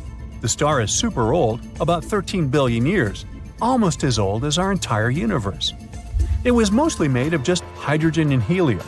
This is unusual because planets usually form from clouds of gas that contain heavier stuff. That's when we figured out that the way planets formed before was different from how they form now. We know that stars with more metals are more likely to have planets.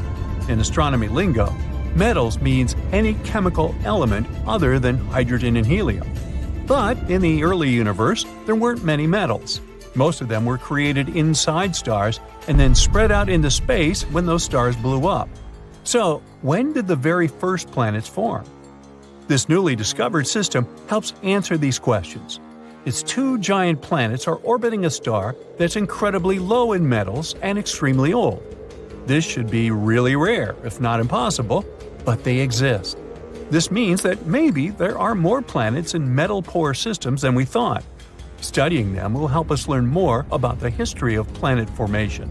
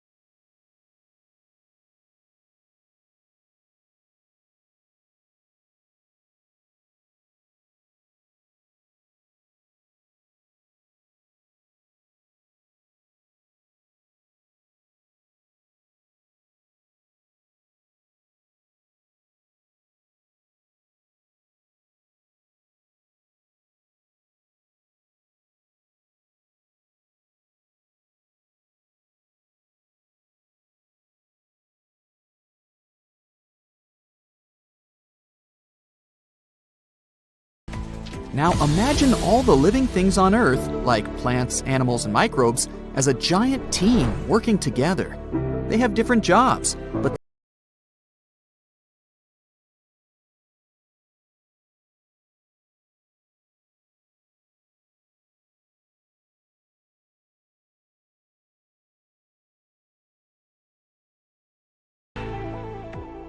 that's where the idea of planetary intelligence comes in.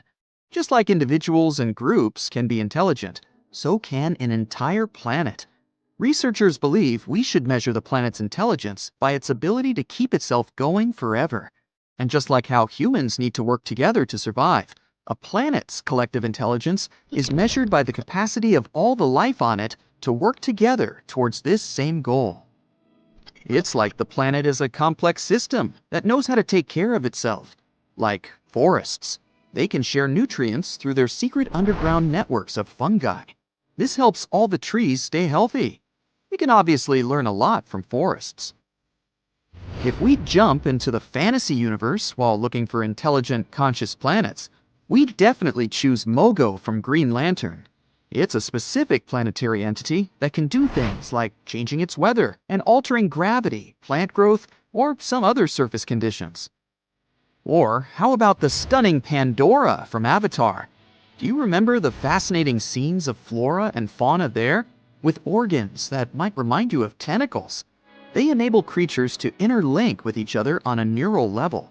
It's like the entire planet is like one giant brain, with many smaller trees, creatures, and its other pieces as its cells. We're far from that, but it's still nice to imagine.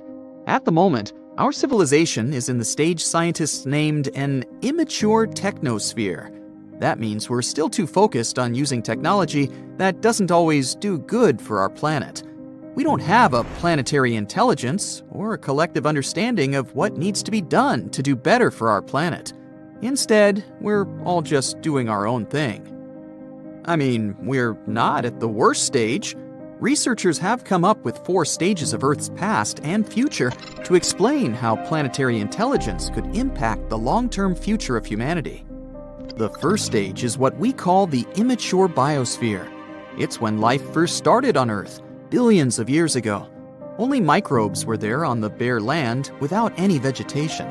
There wasn't any global feedback, which means these microbes couldn't yet affect Earth, its atmosphere, or other systems in any way. The second stage is the mature biosphere, which was 2.5 billion to 540 million years ago, when stable continents formed and the biosphere started to have a strong influence on the Earth. The third stage, known as immature technosphere, is where we are now, with interlinked systems of communication, technology, transportation, electricity, and computers that draw resources from Earth's systems and affect the biosphere. The fourth stage, also known as the mature technosphere, is where Earth should aim to be in the future. It means technology will benefit the entire planet. We'll use sustainable forms of energy, like solar power. Planetary intelligence is the sign of a mature planet, and researchers are trying to figure out how we can move towards it. So, things we do on an individual level do matter. The collective activity of life, like microbes or plants, can change a planet and make it more than just a lifeless rock floating in space. Through the biosphere, our home planet kind of figured out how to host life by itself billions of years ago, and it's still going. Now we need to figure out how to have a similar kind of self-maintaining system, but this time with the technosphere.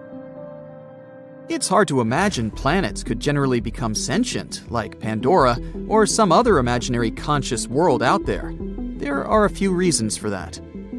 First, planets form based on how different materials, like rocks, gases, and liquids gather around a new star. It's like you have a big family gathering, where everyone brings different ingredients to make a delicious dish. And just like how these ingredients won't suddenly turn into a living being, the materials that make up a planet won't just turn into self-aware creatures. On Earth, after billions of years of complex chemical reactions, some molecules started to replicate themselves and carry information. That's how life on our planet began. and Earth is the only such example we have. Here's the second reason. Imagine you have a big garden where you plant a lot of mushrooms or bacteria, hoping they'll become really smart and help you take care of the garden. But mushrooms and bacteria don't have brains like we do. It's not like they need it anyway. Having a big brain is really expensive for animals too. It takes a lot of energy to keep it running. So, animals only become as smart as they need to be to survive and thrive in their environment. Dogs and cats are pretty smart because they need to be able to avoid danger and find food. They don't need human kind of intelligence for things like building houses, creating art, or inventing new technologies. So, it would be hard to bring all living beings and plants to the same level of intelligence. The third reason why it would be difficult for a planet to become sentient is the main rule of the animal kingdom. Life is all about survival of the fittest. Every creature is competing for resources like water, food, and space. But not only do different species compete against each other, but individuals within the same species also fight. Just think of how fiddler crabs fight for territory on the beach, or how wolf packs fight over prey. Or me, when I see an empty spot on a crowded beach. This kind of competition is not a good base for global cooperation. There are a couple of exceptions to this rule. For example, ants. They may not be the brightest creatures on the planet, but when they come together in colonies, they can achieve amazing things, like gathering food that's way bigger than them, building nests, raising young, and even farming. In fact, they act like a superorganism called a hive mind, where every ant works together towards a common goal. Insects like bees and ants are very altruistic and work together to ensure their queen reproduces. If one large ant colony took over our whole planet, it could act as a single mind and work towards the colony's and planet's interests until they run out of resources. But in reality, it's hard to imagine any organism, even a superorganism, could reach such a level of self-awareness and consciousness. Number 5. How could we keep in contact? When it comes to communication, ants use pheromones and humans use nerves. Both of these methods work well for small organisms, but when it comes to a giant planet-sized entity, it would be hard to make such communication fast and efficient. So, communication within a planet-sized entity would be much slower than what we have in our homes, like our computers or smartphones. Oh well, we'll just continue dreaming about Pandora. Have you ever wondered what it would be like if every planet in our solar system was the size of Earth? Well, it's time to dive into this mind-boggling scenario. Let's imagine what each planet would look like if they were as big as our beloved blue planet. Would the barren red landscape of Mars suddenly become a lush green oasis? Would the massive swirling gas giant Jupiter just disappear? And how would it affect our solar system as a whole? Are we all doomed? Buckle up and let's find out. The first planet on our list is Mercury, the smallest planet in our solar system. But now, forget about the moon-like Mercury. Instead, picture yourself on the surface of a super dynamic incandescent inferno. There are a lot of craters and active volcanoes around you, and right in front of you is a huge, blinding bright sun. What a nightmare! But let's break these changes down. Well, along with the size of Mercury, both its mass and gravity would increase. In that case, it's possible that Mercury would have more atmosphere. Temperatures on Mercury are extreme, not only because it's very close to the sun, but also because of its very thin atmosphere. So during the day, the temperatures there reach 800 degrees Fahrenheit. And at night, it becomes terrifyingly cold, down to negative 290 degrees Fahrenheit. But now, when the gravity is stronger, Mercury could have a denser atmosphere, so the heat would be better distributed across the planet. And the atmosphere isn't the only thing that could make it hotter. If Mercury became bigger, it would likely experience increased internal heating due to gravitational compression. And hypothetically, its tectonic activity could increase. In other words, more interesting landscape, more mountains, and more scary active volcanoes. Congratulations, you've turned Mercury into Venus 2.0. For us, all these changes wouldn't be very pleasant. Now, it would become much harder to send our spacecraft there, so it's better for Mercury to stay as it is, small, calm, and boring. Basically, the complete opposite of our next planet, Venus. So what would happen to Venus if it was Earth-sized? Actually, nothing. It wouldn't change at all because Venus is already almost the size of Earth. It's even called the Earth's twin, although twin is a big word, of course. In reality, we couldn't be more different.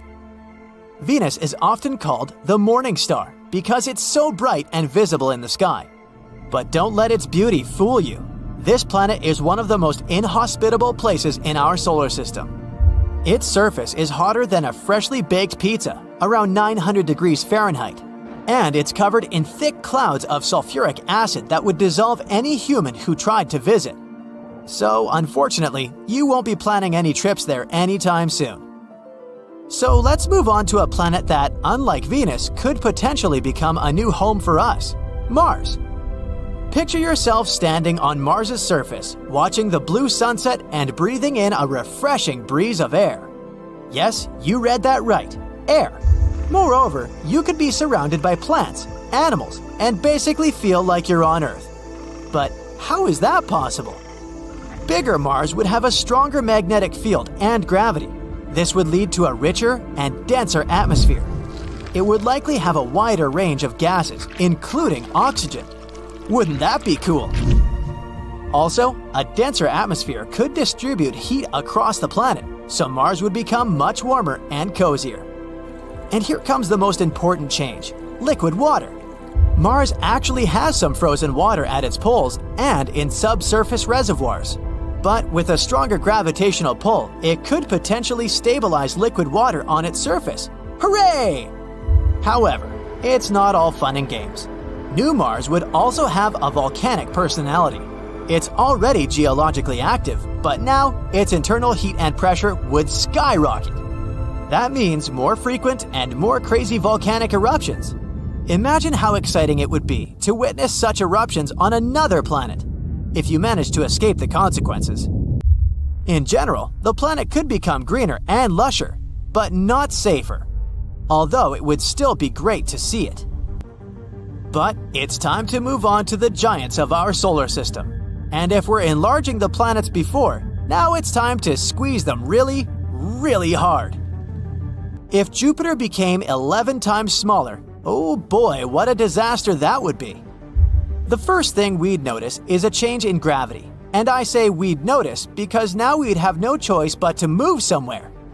Jupiter experiences from 30 to 100 collisions with large asteroids per year. No big deal. All because of its strongest gravity, which attracts them all and protects us. But now our big protective brother has turned into a small baby. Say hi to a bunch of asteroids. Oh, and say bye-bye to Jupiter. This planet is known for its thick, swirling atmosphere. But with a weaker gravitational pull, Jupiter would probably have a hard time holding on to it. So over time, it would slowly escape into space, leaving behind a thin atmosphere composed mainly of nitrogen and oxygen. We'll also have to bid farewell to the iconic appearance of another giant, Saturn. The most noticeable difference would be the disappearance of its famous rings. Made up of small particles of ice and rock, the rings are a unique feature of Saturn. But with Earth's gravity, they would either fall onto the planet or scatter into space. Bummer. Saturn is also a gas giant, just like Jupiter. Its atmosphere is made up of mostly hydrogen and helium. But if it were Earth-sized, its gases would be compressed due to the increased gravity. This would make it much denser. That means Saturn's overall size and shape would change. Theoretically, if we squeeze Saturn hard, it could potentially become a brown dwarf. It's a type of failed star that lacks the mass to sustain nuclear fusion, but emits heat and light. So, Saturn could stop being a planet altogether. The weather on it would probably have changed too. All its crazy storms, such as the famous hexagonal storm at its North Pole, would have become weaker and calmer. The next giant is Uranus. Let's try to compress this poor fella. First off, the surface gravity on Uranus would be much weaker than it is now. Its atmosphere might also change. If Uranus was smaller, it could have a thinner atmosphere and different gases altogether. This planet is pretty chilly, with an average temperature of -353 degrees Fahrenheit. Ugh. But if it was the size of Earth, it might actually warm up a bit due to its reduced volume to surface area ratio. Don't get too excited though, it would still be way colder than the coldest spots on Earth. As you can see, gas giants don't easily go through all this shrinking, except perhaps one of them. Surprisingly, small Neptune would become much friendlier. For starters, it would probably be a rocky planet with a tiny atmosphere. That means no more gas giant, but instead, a planet that's easier for humans and critters alike to live and move around on. Speaking of movement, because of the smaller size, the gravity on this new Neptune would be almost the same as Earth's, making it a heck of a lot easier to walk and jump around. No more floating away into space.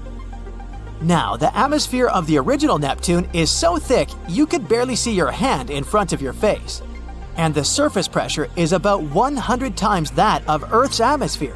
But our new Neptune would be much different, with a much thinner and less dense atmosphere. It would still have some methane, water, and ammonia in it, but nowhere near as much as before. Finally, the temperature. The current Neptune is freezing, with an average temperature of about -370 degrees Fahrenheit. But if it was the same size as Earth, it would likely be much warmer, just like Uranus. Ah, that's more like it. What a planet that would be. That's it for the changes in the planets. But what would happen to the entire solar system if we made all the planets so small? It's hard to predict, but it's clear that their gravity and orbits could change a lot. It's unlikely that any of them would have flown into outer space, or crashed into each other, or something like that. But many of their orbits would probably become quite unstable, and the number of collisions with asteroids would have increased significantly.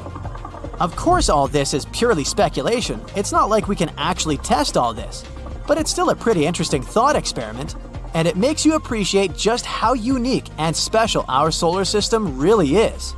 You take a giant straw and begin to inflate Saturn. It's getting bigger and bigger and bigger. That's enough. Now let's add some giant rings. That's it. This is Super Saturn, also called Saturn on steroids. It's a real object that scientists discovered in 2012, a planet named J1407b. And astronomers are still not sure what it really is. It could be a gas giant, like Jupiter or Saturn in our solar system. Then there would be no solid surface there. And if you wanted to set foot on that planet, you just fall through it, all the way to the core. But it could also be a brown dwarf. That's something between a large planet and a full-fledged star. Such objects have to be heavy enough to start thermonuclear reactions, like those going on inside stars. But the power of these reactions is too weak for brown dwarfs to glow and emit heat. To imagine the size and weight of J1407b, let's look at our Earth. If you put our planet on a scale, it'll show 6 and another 21 zeros tons. Our planet is also about 7,900 miles across. Now, that's Jupiter, the largest planet in our solar system. Its diameter is 11 times as great as that of Earth. It's also 318 times heavier. If Jupiter were a bucket, you could put 1,321 Earths in it. And this is the hero of the day, Super Saturn. It's almost 20 times as large as Jupiter. To balance the scales, you need to put 6,360 Earths on the other side. The planet's rings are so wide that if they were in the solar system, they would take up more than half the space between the Sun and Earth. And if Super Saturn switched places with the original Saturn, you'd see those rings with the unaided eye. They would be larger than a full moon. Presumably, these rings appeared in the same way as the ones around our Saturn. One theory says they're the remains of a moon that was once there. Its orbit was unstable, and over time, the moon got torn apart by the tidal forces of the huge planet it orbited. Small pieces of the former moon took their places in the giant's orbit. They collided with one another, like in a blender. After some time, everything that was left was basically particles of dust, and ice moving around the colossal planet. Another theory suggests that the rings appeared after the moon collided with an asteroid or another moon. Then the gravitational blender did its job and turned the moon's debris into the rings. Some scientists think the rings formed at around the same time as the planet itself, so they're just the remains of the Planetary nebula, which is a cloud of gas, space debris, and dust. Later, it probably shrunk and solidified to form a planet. We can only guess where Super Saturn got its rings from, but scientists say their mass is 80% of that of Earth. It may mean that the moon that used to orbit J1407b was about the same size as our planet. There's a little gap in the middle of these rings. Scientists think Super Saturn's moon might be there. If this is the case, it should be about the size of Mars. If scientists are right and Super Saturn is actually a brown dwarf, then this is an incredible discovery. Scientists will be able to watch it age. Supposedly, brown dwarfs lose their energy and shrink, fading in the process. And when a brown dwarf exhausts all its energy, it turns into a black dwarf. It's easy to confuse it with a black hole. People haven't discovered black dwarfs anywhere in the universe yet, because they take trillions and quadrillions of years to form. Our universe is too young, and none of the stars, even those that appeared when the universe was born, have had time to become black dwarfs. One of the oldest objects in the universe is the white dwarf, with a pretty long name, WD 0346 plus 246. It's about 11 to 12 billion years old and half as cold as our sun, and it's still cooling. It would need around 10 plus another 15 zeros years to turn into a black dwarf. For comparison, the universe is 1.4 and 10 zeros years old. Scientists believe that a black dwarf will exist for about 10 plus 25 zeros years, feeding on dark matter. After that, its protons, the smallest particles of matter, will begin to decay. And then, the black dwarf will simply evaporate. That will take another 10 plus 49 zeros years. But if the protons remain intact, a much more interesting scenario will await the black dwarf. In another 10 and 1500 zeros years, the black dwarf will become an iron star. It's essentially just a cannonball in space. The iron sphere will exist billions of times longer than our entire universe has existed, until it suddenly turns into a black hole. So, the process of the formation of a black dwarf is extremely long. It'd take a regular star an insane amount of time to age that much. But Super Saturn, if it is a brown dwarf, may be much closer to this state. Saturn on steroids is not the only strange planet in our universe. This is Gliese 436b. It's been detected using the transit method. A transit happens when a planet moves between its host star and an observer. It looks similar to a lunar eclipse. This planet is 4 times the size of Earth and 22 times as heavy. That's almost like Neptune. It's an exotic water world. The water there is solid, but it's not ice. It has a temperature of about 520 degrees Fahrenheit. The water in your pot turns into steam at 212 degrees Fahrenheit. But on Gliese 436b, the liquid remains solid because of the extreme pressure on the planet.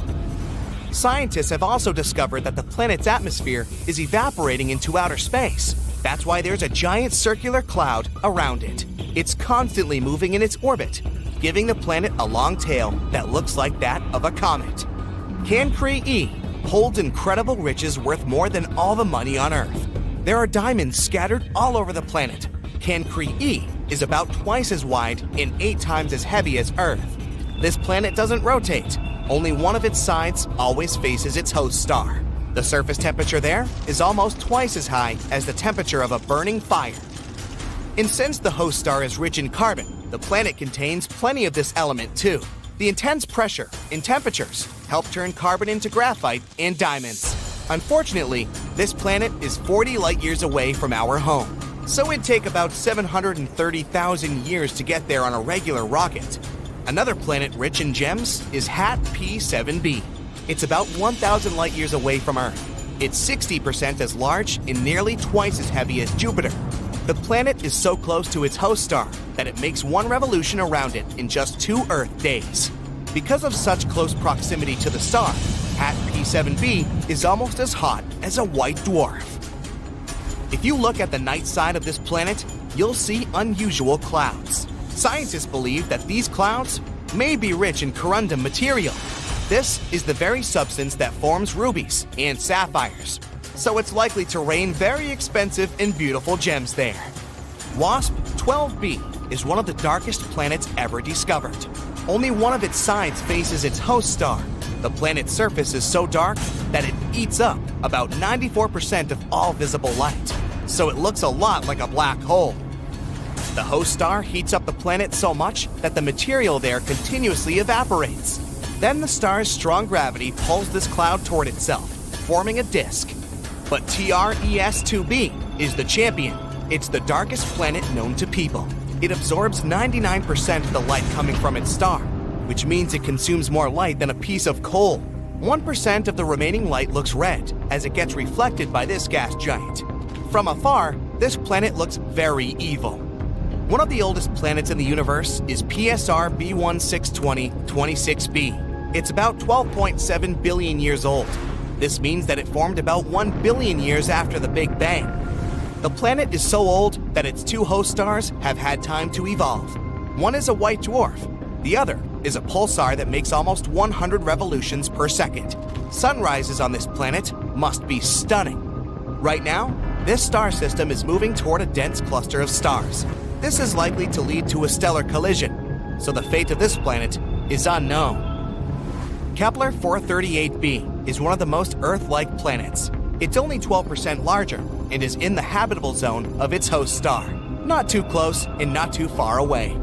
It's a sweet spot where water doesn't evaporate because of the heat and doesn't turn into ice because of the cold. This planet might host life on its surface. In the future, it may also become a new home for humanity, but it would take people about 470 years to get to this planet, even if we traveled at the speed of light, which is impossible due to the laws of physics. Well, looky here. You're about to figure out what lies under the surface of each planet in the solar system. Get into your spaceship, equipped with the largest drill you can only imagine, and off you go. You start with Mercury. It's the closest planet to the Sun. At first sight, the place looks similar to our good old Moon. But after landing, you understand it's an illusion. All around your spaceship, there are craters left by meteorites. The planet's surface is littered with huge steep hills. Some of them are 2 miles high and stretch for hundreds of miles. You start drilling and immediately understand it's going to be tough. Mercury is the second densest planet in the solar system, topped only by Earth.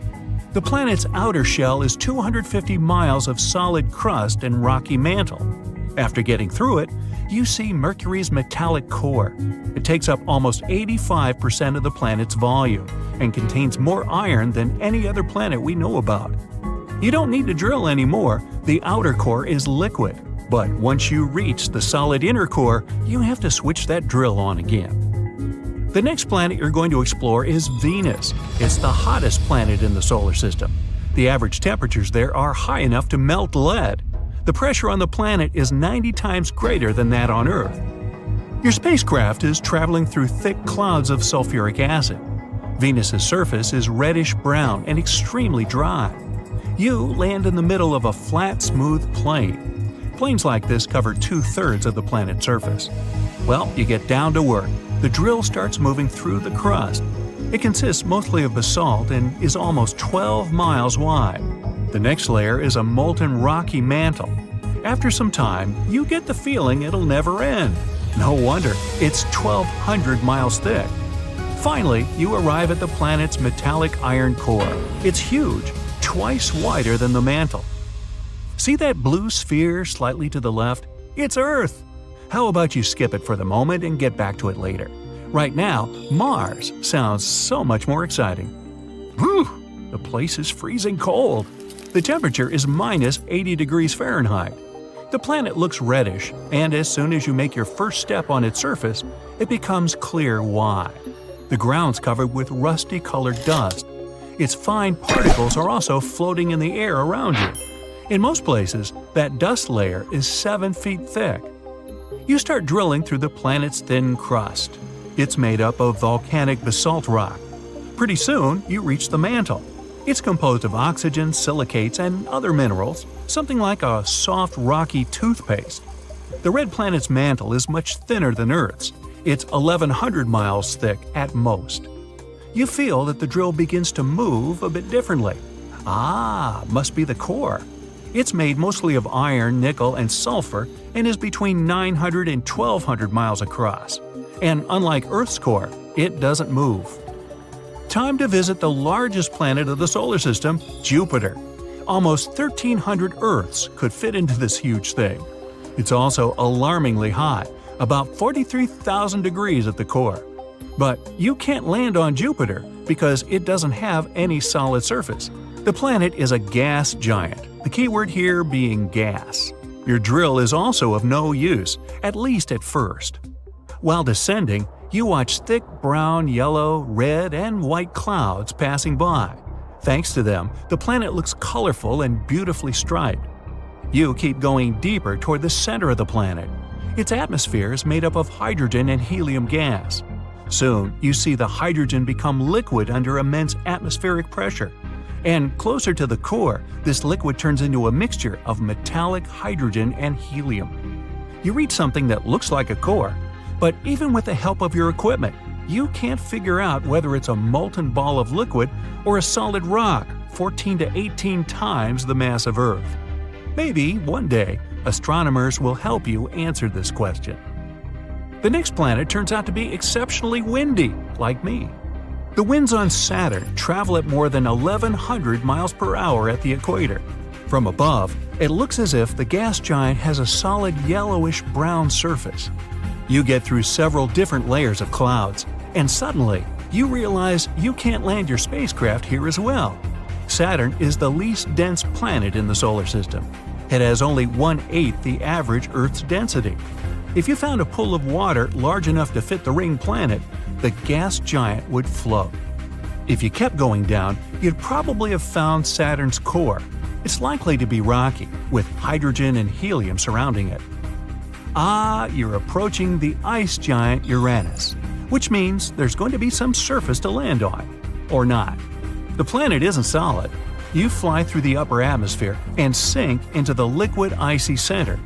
The ice, which makes up 80% of the planet's mass, is actually a hot, dense fluid. It consists of water, ammonia ice, and methane. This part of the planet is sometimes called a water-ammonia ocean. This ice surrounds a solid rocky core. That's where you can finally use your drill. The core's small, half the Earth's mass. Compared to other planets, it's also rather cool, a mere 9,000 degrees. You're reaching the farthest point of your journey, Neptune. It's 4 times the size of Earth, but 17 times as heavy. The bluish surface you see when coming closer is a layer of permanent clouds and swirling gas. Below this surface, there's a large mantle, liquid and red hot.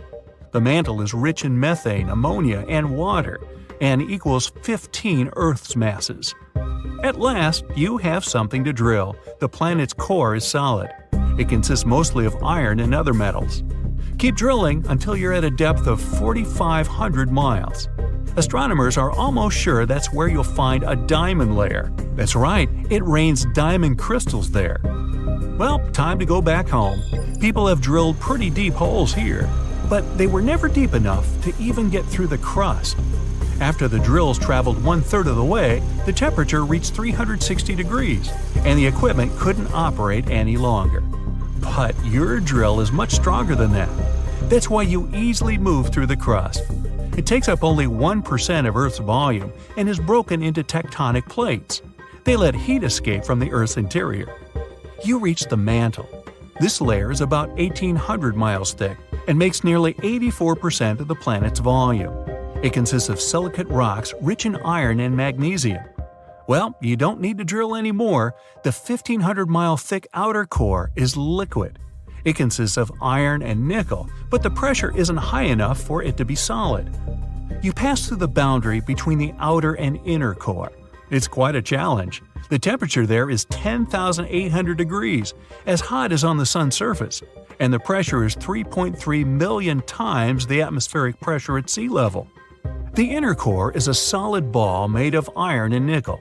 Its radius is 760 miles. It makes 20% of the Earth's radius and 80% of the Moon's.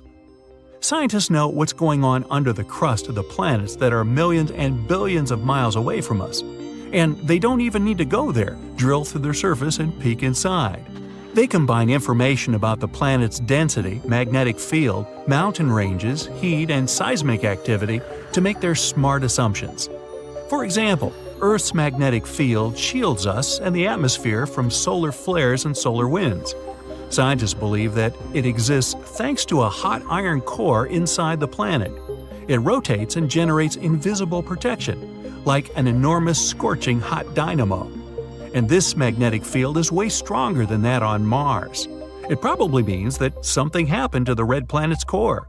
Maybe it cooled down and kinda switched off. Or maybe there wasn't any magnetic field to begin with. There are loads of active volcanoes on Earth's surface. That's how scientists can conclude there must be a relatively thin crust, and the mantle must be made of liquid magma. But Martian volcanoes aren't active anymore. There could have been a hot liquid mantle under the planet's crust once, but after the volcanoes formed, something went wrong. The interior probably cooled down, or the crust somehow became thicker. Whatever it was, it successfully stopped magma from getting to the surface. And then there's also seismic activity. If many Earth or Mars or Venus quakes happen on the planet, there's a lot going on under the surface. If we talk about Earth, it's the movements of tectonic plates. Most earthquakes happen along their edges. If there's little seismic activity on the planet, it might have no plate tectonics. Then its interior is calm. Researchers also pay attention to how long it takes a seismic wave to go through a planet or how it echoes inside. It can help to get more information about the density of the crust, what the mantle's made of, and so on. But scientists have to be extremely careful with the causes of these earthquakes. Sometimes they can occur after meteorites hit the planet, and it has no connection with the processes going on under the surface. Of course, these last two methods will only work with rock planets, mainly because gas giants have neither volcanoes nor seismic activity. Boy, all this talk about thin crust and thick crust is making me hungry. Hey, you up for some pizza? Okay, quick space riddle. Why is the search for life in the universe like a tree? Because you're always looking for a place to plant it. You know, plant it, planet. Okay, settle down. Anyway, water is the basis of life in any part of the universe, so potentially inhabited planets must have liquid water on them to support life. An incredible number of circumstances must come together for this. The planet must be in the habitable zone of the star. Then the temperature and atmospheric pressure on the planet's surface will be suitable for simple life forms to begin to evolve. A little closer to the star and the water will evaporate, leaving no chance for oceans and seas to form. This is what happened on Venus. It has a size and mass similar to the Earth, but it's too close to the Sun and no life can exist on its surface. Too far from the star, and the planet becomes too cold. Water can only exist in the form of ice on the surface, and there just might be liquid water deep below. Neptune is one example of this. In addition, the planet must be solid and have an atmosphere that protects it from solar radiation and allows living organisms to breathe. In our galaxy alone, there are countless stars. Really, you can't count on them. Near each one of them may be a planet. They're called exoplanets, and some of them may be in the habitable zone and have everything for life to form on them. From a list of 4,500 known exoplanets, scientists have identified 24 that can be superhabitable. This is the type of planet that is suitable for the existence and evolution of life, even more than the Earth. Such planets must be twice as massive as the Earth and 1.3 times larger. A bigger size means stronger gravity and a denser and warmer atmosphere. This will ensure a greater diversity of all living organisms on the planet. In addition, we should pay attention to the host star around which the superhabitable planets will orbit, and there should be a McDonald's nearby. Ideally, it should be smaller than the Sun and have a lifespan of at least 15 to 30 billion years. For comparison, the lifespan of the Sun is under 10 billion years, and it took about 4 billion for complex life forms to appear here. Stars such as the Sun can simply run out of fuel before life can develop on its exoplanet. Scientists suggest focusing on dwarf stars. They're smaller and less luminous than the Sun, but their lifespan can be between 20 and 70 billion years. This will give living organisms enough time to develop and evolve. Climatic conditions on super habitable planets will also be different. The average temperature should be 8 degrees Fahrenheit higher than on Earth, and there should be more water in the form of clouds, liquid, and humidity. These conditions are the most favorable for biodiversity, so the whole planet would be looking like tropical forests on Earth. All 24 candidates for the title of Better Than Earth, are more than 100 light-years away from us. And with the advent of the new generation of telescopes, we'll probably be able to find out exactly if there is life there and if the conditions there are suitable for humans. Now, let's take a look at the potentially inhabited exoplanets. Teegarden B. It's an exoplanet that orbits a red dwarf star about 12 light-years away from the solar system. Typically, red dwarfs can emit flares that blow away the atmosphere of the planets in its orbit. But this host star is calm and relatively passive. Teegarden B has almost the same mass as the Earth. It makes a complete circle around its star in about 5 days. Yep, you got it right. A year on Teegarden B is less than a week on Earth. Hold on to your hats. The furthest potential inhabited planet is Kepler 1638b. It's in the constellation Cygnus, about 3,000 light-years away from us. It belongs to the Super-Earth class. It's twice as wide and 4 times as heavy as our home planet. The gravity on it will feel much stronger. Even a normal jump will be much harder for you than on Earth. Although, if this planet is really inhabited, local life is used to such conditions. LHS 1140b. This planet is very rocky and solid. Although its size is only 40% larger than the Earth, it's 7 times as massive. It has a strong gravity of 3.25 Gs. For comparison, when you take off on an airplane, you experience an overload of about 1.5 Gs. So on this planet, you'd barely be able to stand on your feet. Because of its large mass, this planet has a thicker atmosphere. And because of the greenhouse effect, its temperature can be above 19 degrees Fahrenheit. And it rotates around its star quite quickly. It makes a full circle in just 24 days. And now, let's look at the constellation Aquarius.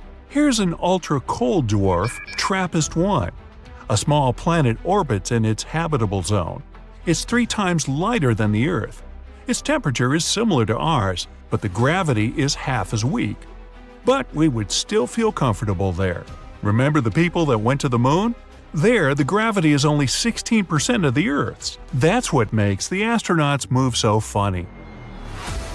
Kepler 452b is in a system that resembles the older sister of ours. The host star is only 11% older than our Sun and is almost 2 billion years older. The exoplanet itself is 6.5 billion years old, compared to 4.5 billion of Earth's. But these sisters are very far from each other. If you travel at the speed of the New Horizons spacecraft, it will take about 26 million years to get there. So bring a big lunch. This is the closest exoplanet to us, Proxima Centauri b. It orbits the red dwarf Proxima Centauri, which is the closest star to the Sun. This planet is just 4.2 light-years away from us. Its size and mass are very similar to those of the Earth. It probably has an icy structure, like Neptune. Although Proxima Centauri is the closest star after the Sun, we can't see it with the naked eye because it's too dim. So, all these planets, including the 24 that scientists have recently found, are in the habitable zone of their host stars. And, in theory, we can colonize them and make them suitable for human life in the future. But here we'll have to solve one big problem. Even the nearest exoplanet is too far away for us today. Our modern rockets can fly at 5 times the speed of sound. And even at such speeds, it will take us more than 100,000 years to get to Proxima Centauri on one of them. Well, we need to come up with something a bit faster to travel to a new home on one of these exoplanets. And perhaps scientists already have the answer. Warp drive. Ooh. This is a piece of technology that will allow us to manipulate space and time. It creates a kind of a bubble in which the normal laws of motion don't work. So the spacecraft will be able to significantly exceed the speed of light. And this isn't science fiction. Humanity already has such technology, although just in theory yet. It's Alcubierre warp drive. And no, I didn't make that up. Since no object that has mass can travel at the speed of light, we need to do one trick. The spacecraft has to move by compressing the space in front of it and expanding it behind it. Thus, not only the ship is moving, but also the space-time inside this warp drive bubble. And the maximum speed can be 10 times that of light. But to warp the space-time, the ship must be incredibly large. And to power it, we'll need the amount of energy close to what the whole planet of Jupiter generates. Still, recent calculations of NASA's Jet Propulsion Lab show that the ring around the ship, which should create the so-called warp field, shouldn't be perfectly round, as it was thought before. It can be more donut-shaped. Ah, donuts. This will greatly simplify the design and construction and will make it possible to test this technology on a spacecraft the size of a Voyager 1 probe. Even though it still seems impossible, scientists are already saying that there is hope.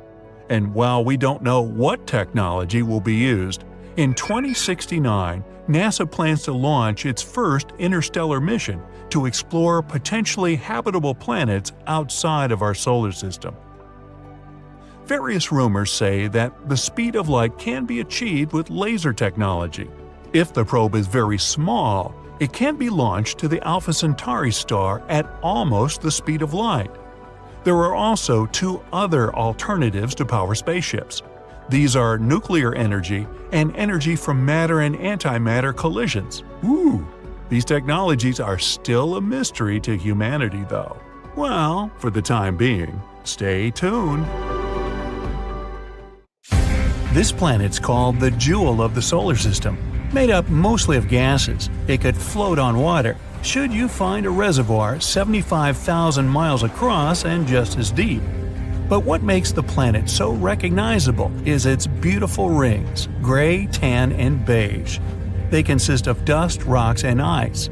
Some bits are as tiny as grains of sand, others as large as skyscrapers. The planet I'm talking about is Saturn, and right now, Earth is hurtling toward it at breakneck speed. It all started on a regular day over half a year ago. All of a sudden, Earth changed the course it had been following for several billion years. But instead of rushing towards the Sun, it started to move away from the star. On second thoughts, it might be for the better. We've got more time to find a solution. Earth used to move around the Sun at a speed of 67,000 miles per hour. For some mysterious reason, when it left its orbit, the speed remained the same. It means we're going to cover 746 million miles, separating our planet from Saturn within a year and 3 months. At first, no one realized what had happened, but a couple of hours later it became obvious.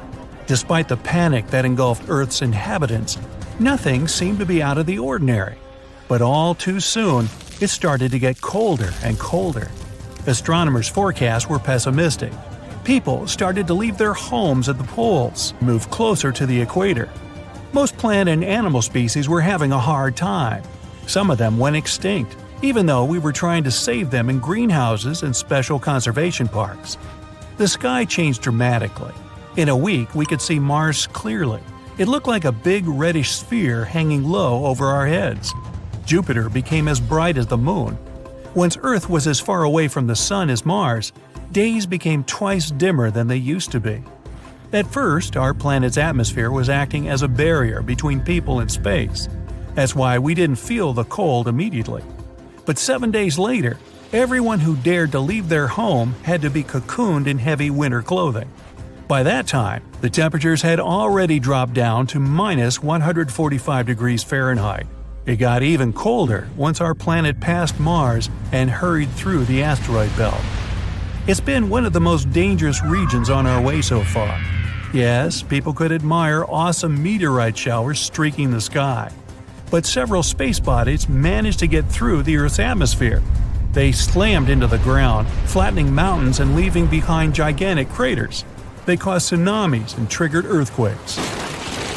Right now, most of the planet, including the oceans, has already turned into an icy desert.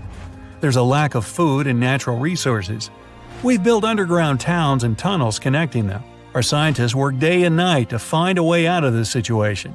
If they don't, that's what's going to happen. The closer our planet will be to Saturn, the more the ringed planet will loom over the horizon and the larger it'll look. Soon, it'll already shine brighter than the full moon. The massive yellowish-brown orb will be visible even during the day, but it'll look especially impressive at night. Instead of sleeping, millions of people will spend hours watching Saturn grow larger and larger. One day, the distance between the two planets will become the same as the distance between Earth and Mars used to be. Saturn's disk will be about a quarter the size of the full moon. Its rings will be as large as 2/3 of our natural satellite. Soon after that, our planet's speed will start to increase under the influence of Saturn's gravitational pull. The ringed planet is 9 times wider than Earth, and its mass is almost 100 times greater. That's why, instead of moving at a speed of 29 miles per second, we'll be dashing through space at almost 40 miles per second. That's 2,400 times the average car speed. Saturn's gravity will influence the moon more than that of Earth. In no time, we'll lose our satellite. It'll get catapulted into outer space, likely to go into an elliptical orbit around the Sun. If Earth wasn't about to crash into Saturn in the nearest future, the moon could one day cross paths with our planet again. No good would come out of such an encounter. But what's happening on Saturn's side of things? Saturn is one of the largest planets in the solar system, second only to Jupiter. Even though the rings surrounding the planet are huge, they're rather thin, less than a mile thick. Still, the main rings are large enough to stretch from Earth to the moon. But how did the planet get these breathtaking accessories? Beyond the outer edge of the main rings, A, B, and C, there's something astronomers call the F ring. Several million years old, it's the weirdest one. This constantly shifting ring is made up of icy material and is incredibly complex. Its curves, twists, and clumps of brighter substance make it look as if it's braided. Saturn has more than 50 confirmed moons. 2 of them, Pandora and Prometheus, flank the F ring on either side. They weave outside and inside the ring, acting like shepherds. They herd ice particles into a 60-mile thick band. But why are they performing this elaborate dance? No one knows.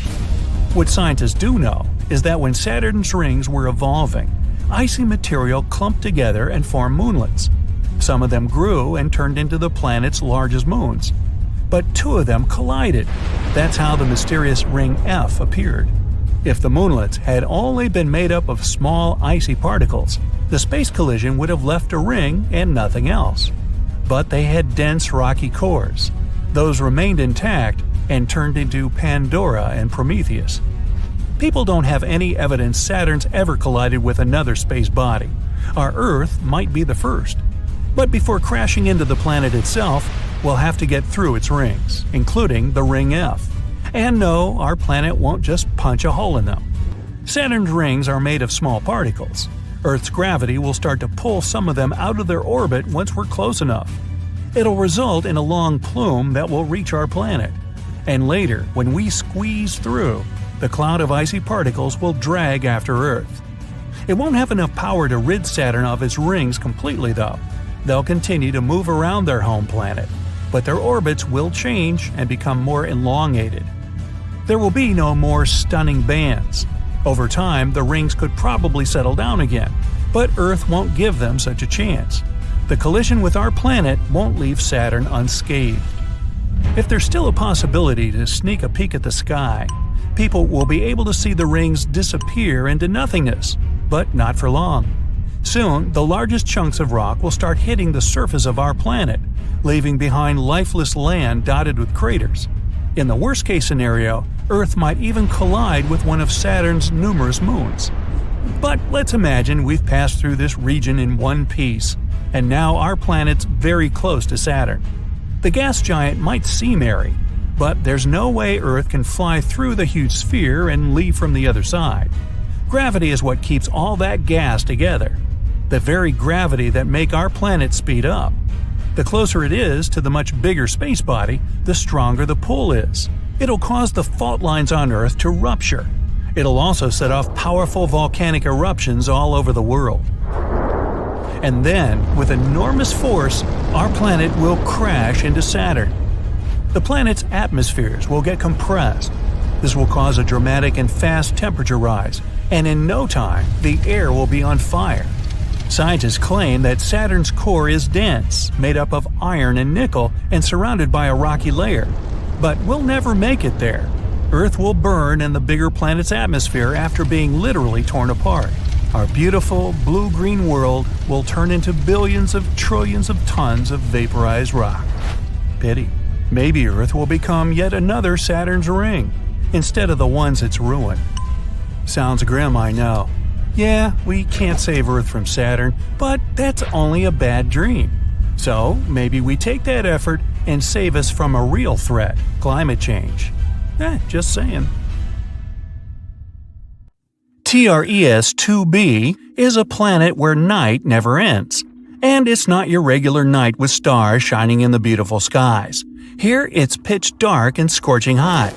TRES-2b is a gas giant, roughly 1.5 times more massive than Jupiter, and its surface absorbs light better than charcoal.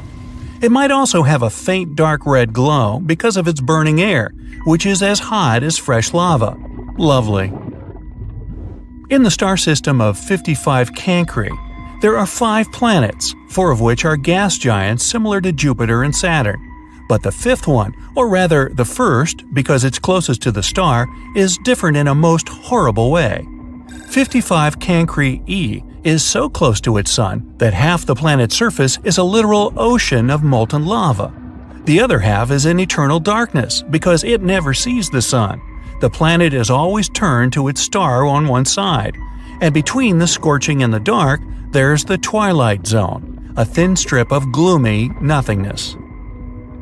HD 189377b, I'm not going to say that again, is the only exoplanet in the orbit of its star, and at first glance it looks quite pretty, blue and white swirls making up wondrous patterns on the surface. But these pleasant colors actually come from hard silicate particles in the planet's atmosphere, which means it rains glass here. But the worst is that winds reach the speed of 5,400 miles per hour, or almost Mach 7.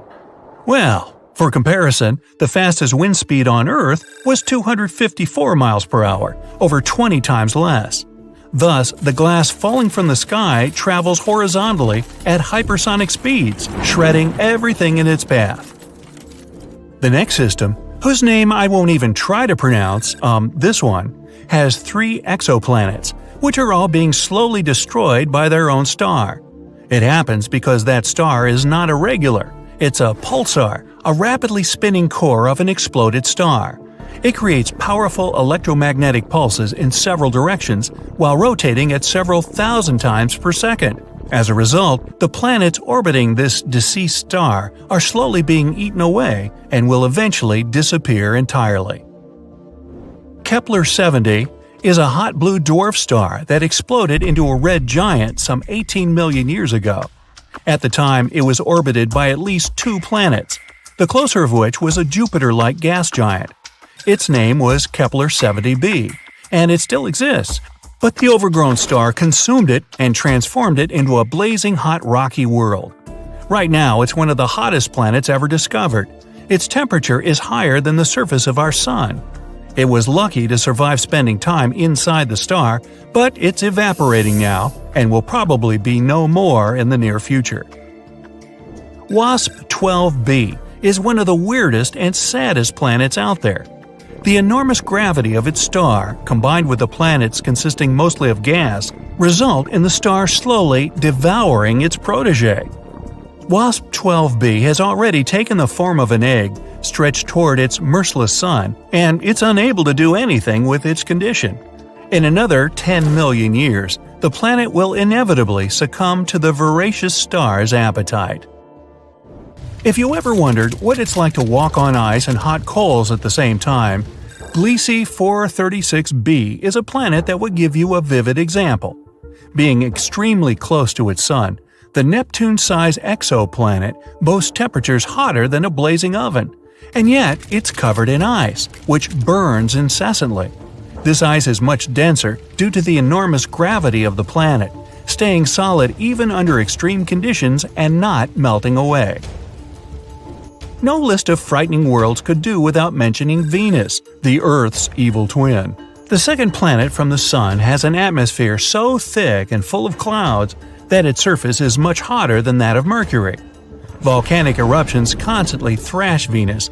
Its gravity is almost 100 times stronger than ours, and those clouds I mentioned are not made of water but of sulfuric acid, which condenses and rains down on the ground, adding to the inferno. But even if you were brave, or crazy, enough to try to pass through these clouds, you probably couldn't. The winds up there are as strong as some of the most powerful hurricanes back on Earth. Here we have a very long name for a very, very cold planet. Although the host star is not too far away, it's a small and rather cool red dwarf, whose light and heat barely even reach the planet. The temperatures out there fall as low as minus 370 degrees, which is only marginally warmer than absolute zero. The exoplanet is thus dark, gloomy, and covered in eternal ice that never thaws. Still, if it has a rocky core, it might generate some heat, so there's a chance that deep below the frozen surface, some unknown alien things might lurk. Dimidium, located roughly 50 light-years away from our solar system, is a planet hostile to any living thing on many accounts. It's tidally locked to its sun, which means one of its sides is always facing the star, while the other is always turned away. The hot side is heated to over 1800 degrees, perpetually blown over with winds reaching 600 miles per hour. Despite Dimidium being a gas giant, it has a large amount of iron in it, which melts and evaporates in the atmosphere, creating clouds. And when those cool down, they fall on the surface in the infernal rain of molten iron. Oxygen is usually viewed as an element that might bring life to a planet, but this is definitely not the case for Osiris. Scientists were shocked to find oxygen on this planet, or rather around it, because it's 8 times closer to its star than Mercury is to the Sun. This extreme distance makes Osiris a living melting pot, where anything that could burn will. It's also responsible for a very short orbit of the planet around the star. A year on Osiris is just 3.5 days on Earth. To boot, the atmosphere of the planet is constantly blown and melted away by the heat from its sun. Karat Exo 3b is neither as hot nor as cold as some of the others on this list, but it's terrifying in its own more insidious way. It's a gas giant similar in size to Jupiter, yet 20 times denser. This makes this exoplanet's gravity weigh down on everything on its surface 50 times more than it would on Earth. Stepping on it would be your ultimate doom, because you'd be immediately crushed by the density of its atmosphere. Karat 7b is another oven-like world. Its day-to-day temperature is over 4,000 degrees. Combined with the rocky surface, it presents an infernal landscape. The rocks on the ground bubble and boil, evaporating in the atmosphere, where they cool down and eventually fall back on the surface in a brimstone rain. The saddest thing about Karat 7b is that it might have once been a gas giant whose atmosphere melted away from the heat, leaving only the scorched core. We're used to thinking that asteroids are the only free-floating rocks in space, but things like OTS-44 make you think twice and shiver. Imagine a planet about 11 times more massive than Jupiter roaming in space without being bound to the orbit of any star. Given its gargantuan size and mass, If OTS-44 collides with any other planet, it would utterly destroy it and go on floating as if nothing happened. Scarier still, scientists are sure there are millions of such rogue planets out there, just waiting to be discovered. There's no hard proof of their existence yet, but theoretically, carbon planets have formed somewhere closer to the center of our galaxy. Any oxygen getting in their atmosphere would get into a reaction with carbon and transform into CO2, forming black toxic clouds. On the ground, there would be oceans made of tar, spewing up geysers of methane and crude oil. There would be rains too, but they'd be far from refreshing. Torrents of pure gasoline and hot liquid asphalt would blast the ground and probably burst into flames on impact. Hard to imagine anything that would survive such conditions. We still can't find the source of the mysterious signal we've been receiving since 2018. We receive it every 22 minutes and nothing can explain this. Some scientists even believe it could be coming from another civilization we haven't met yet.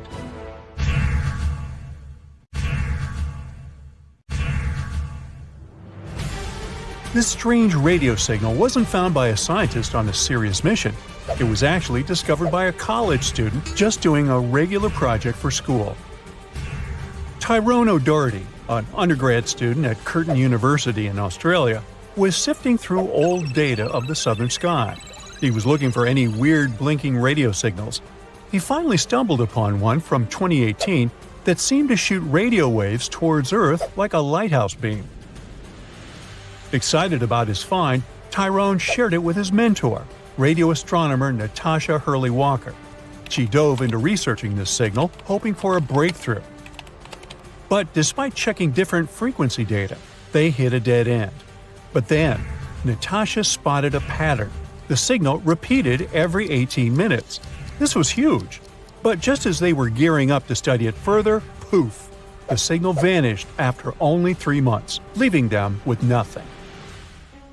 Not giving up, Natasha and her team scanned the skies again, desperate for a clue. Months passed, but nothing turned up. They were ready to give up, and then suddenly, a new signal popped up.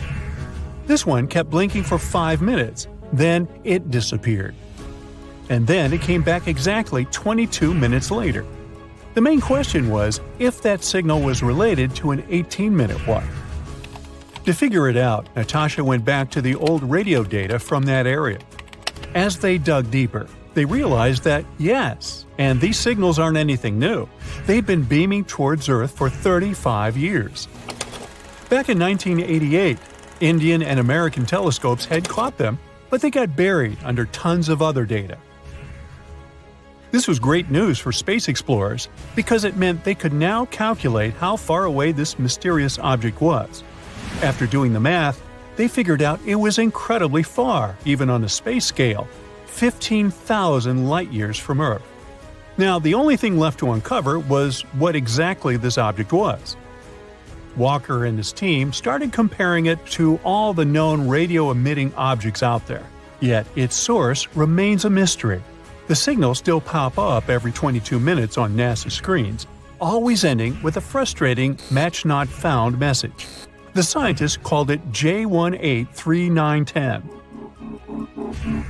Some think that the signal might come from some extraterrestrial beings. Maybe it's the signal that SETI, the search for extraterrestrial intelligence, has been waiting for. This project has been working for over 50 years, trying to find any evidence of life beyond Earth.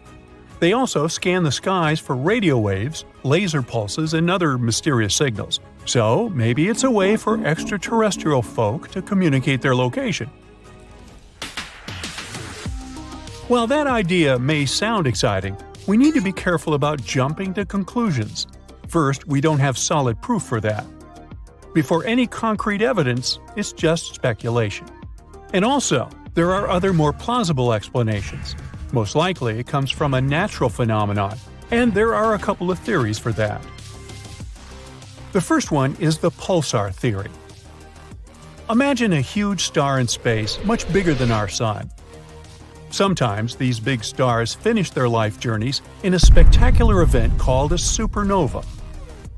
When this happens, the star's core collapses, becoming super compact, as if you're squeezing all the stuff from that star into a tiny space. That tiny, super-dense core is called a neutron star. Some of these neutron stars are extra special. We call them pulsars. They get their name because they seem to pulse with energy, like a space lighthouse. These pulsars have incredibly strong magnetic fields, much stronger than what you'd find on Earth. They're like enormous magnets in space. Because of this, they shoot out beams of energy. They're also spinning super fast, so these beams of energy seem to pulse on and off as they spin around. Now, the strange signal we detected seems to have similarities with pulsars, but not quite. Pulsars usually have a predictable lifespan and slow down over time, eventually stopping their radio signals. In contrast, our mysterious signal is quite persistent and is blinking beyond what's expected for pulsars. So, maybe it's not a typical pulsar, or not a pulsar at all. There's also a magnetar theory. Now, a magnetar is another type of neutron star. They're like supercharged versions of pulsars, with even stronger magnetic fields and slightly longer pulsating periods. Maybe this is what causes our signal's intense persistence. However, when we plotted the data, we also realized the signal didn't match the magnetar's vibes either. Magnetars not only send out radio waves, but also powerful X-rays because they're so energetic. But the signal we received was only sending out radio waves.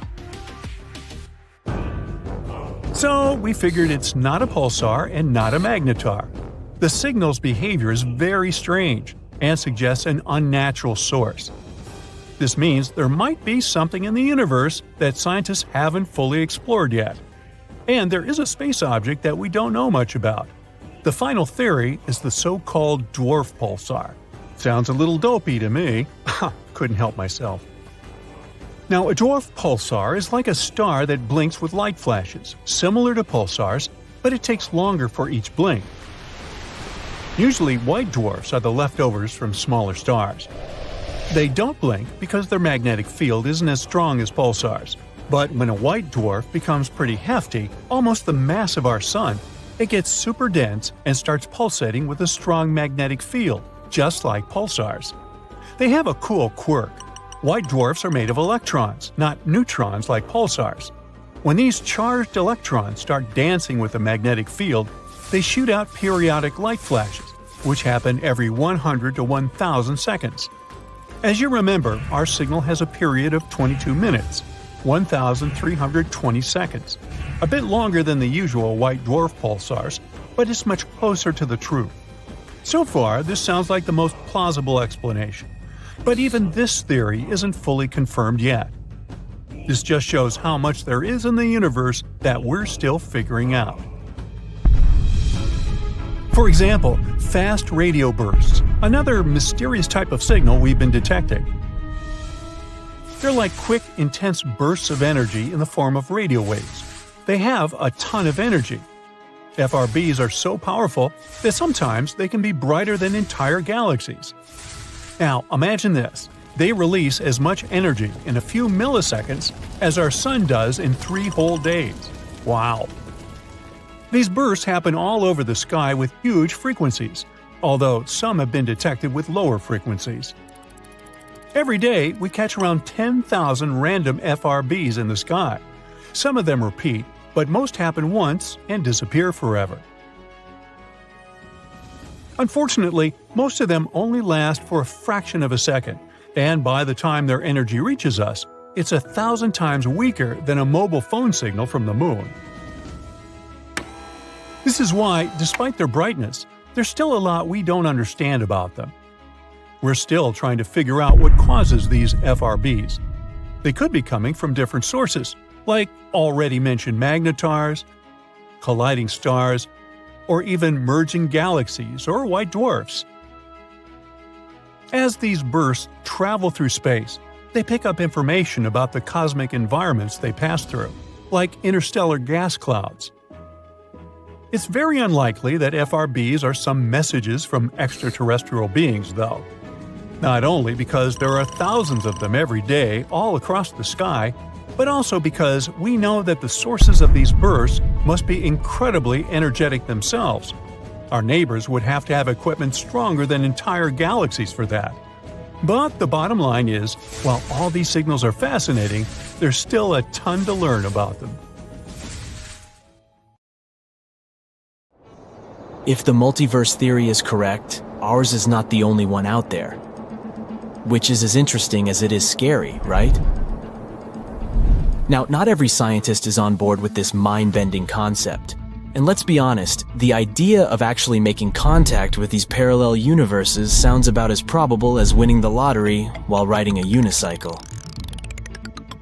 But hold on tight, because this strange concept isn't just limited to the realms of fiction anymore.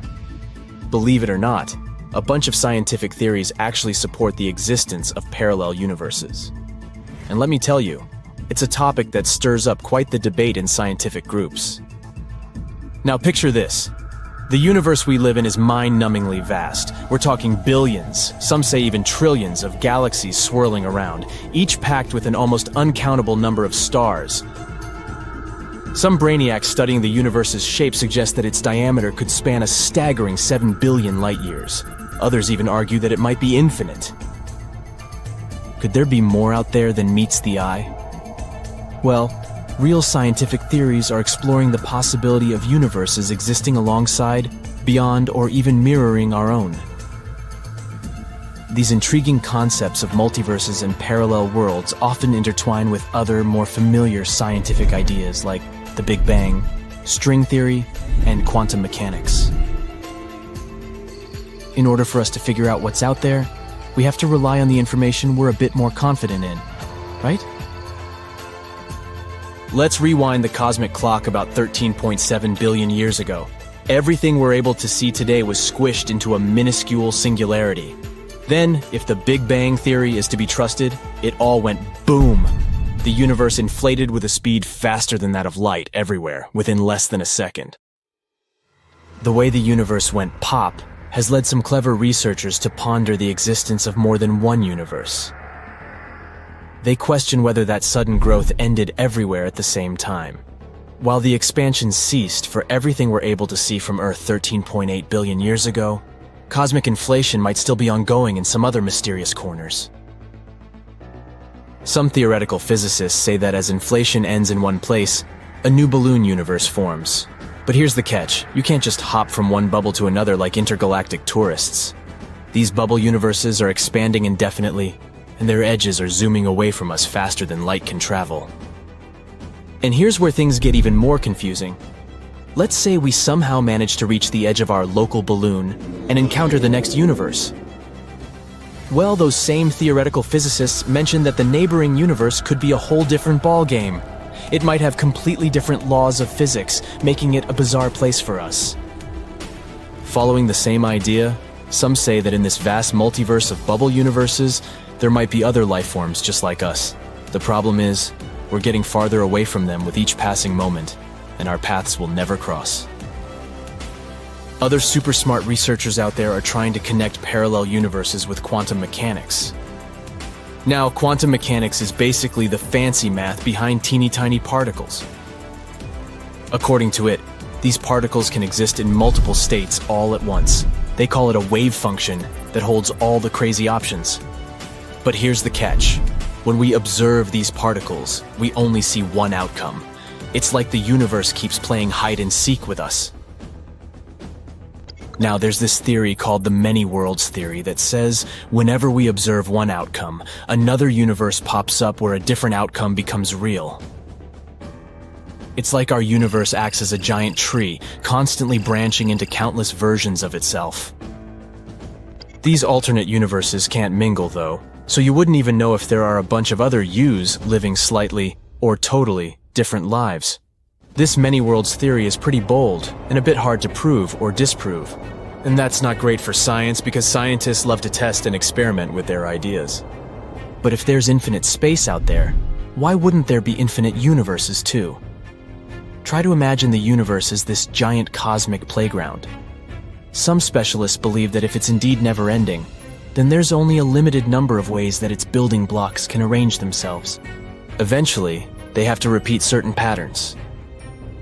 If this is true, then it may be possible that somewhere out there might be another version of you living the exact same life, even down to what you had for brunch yesterday.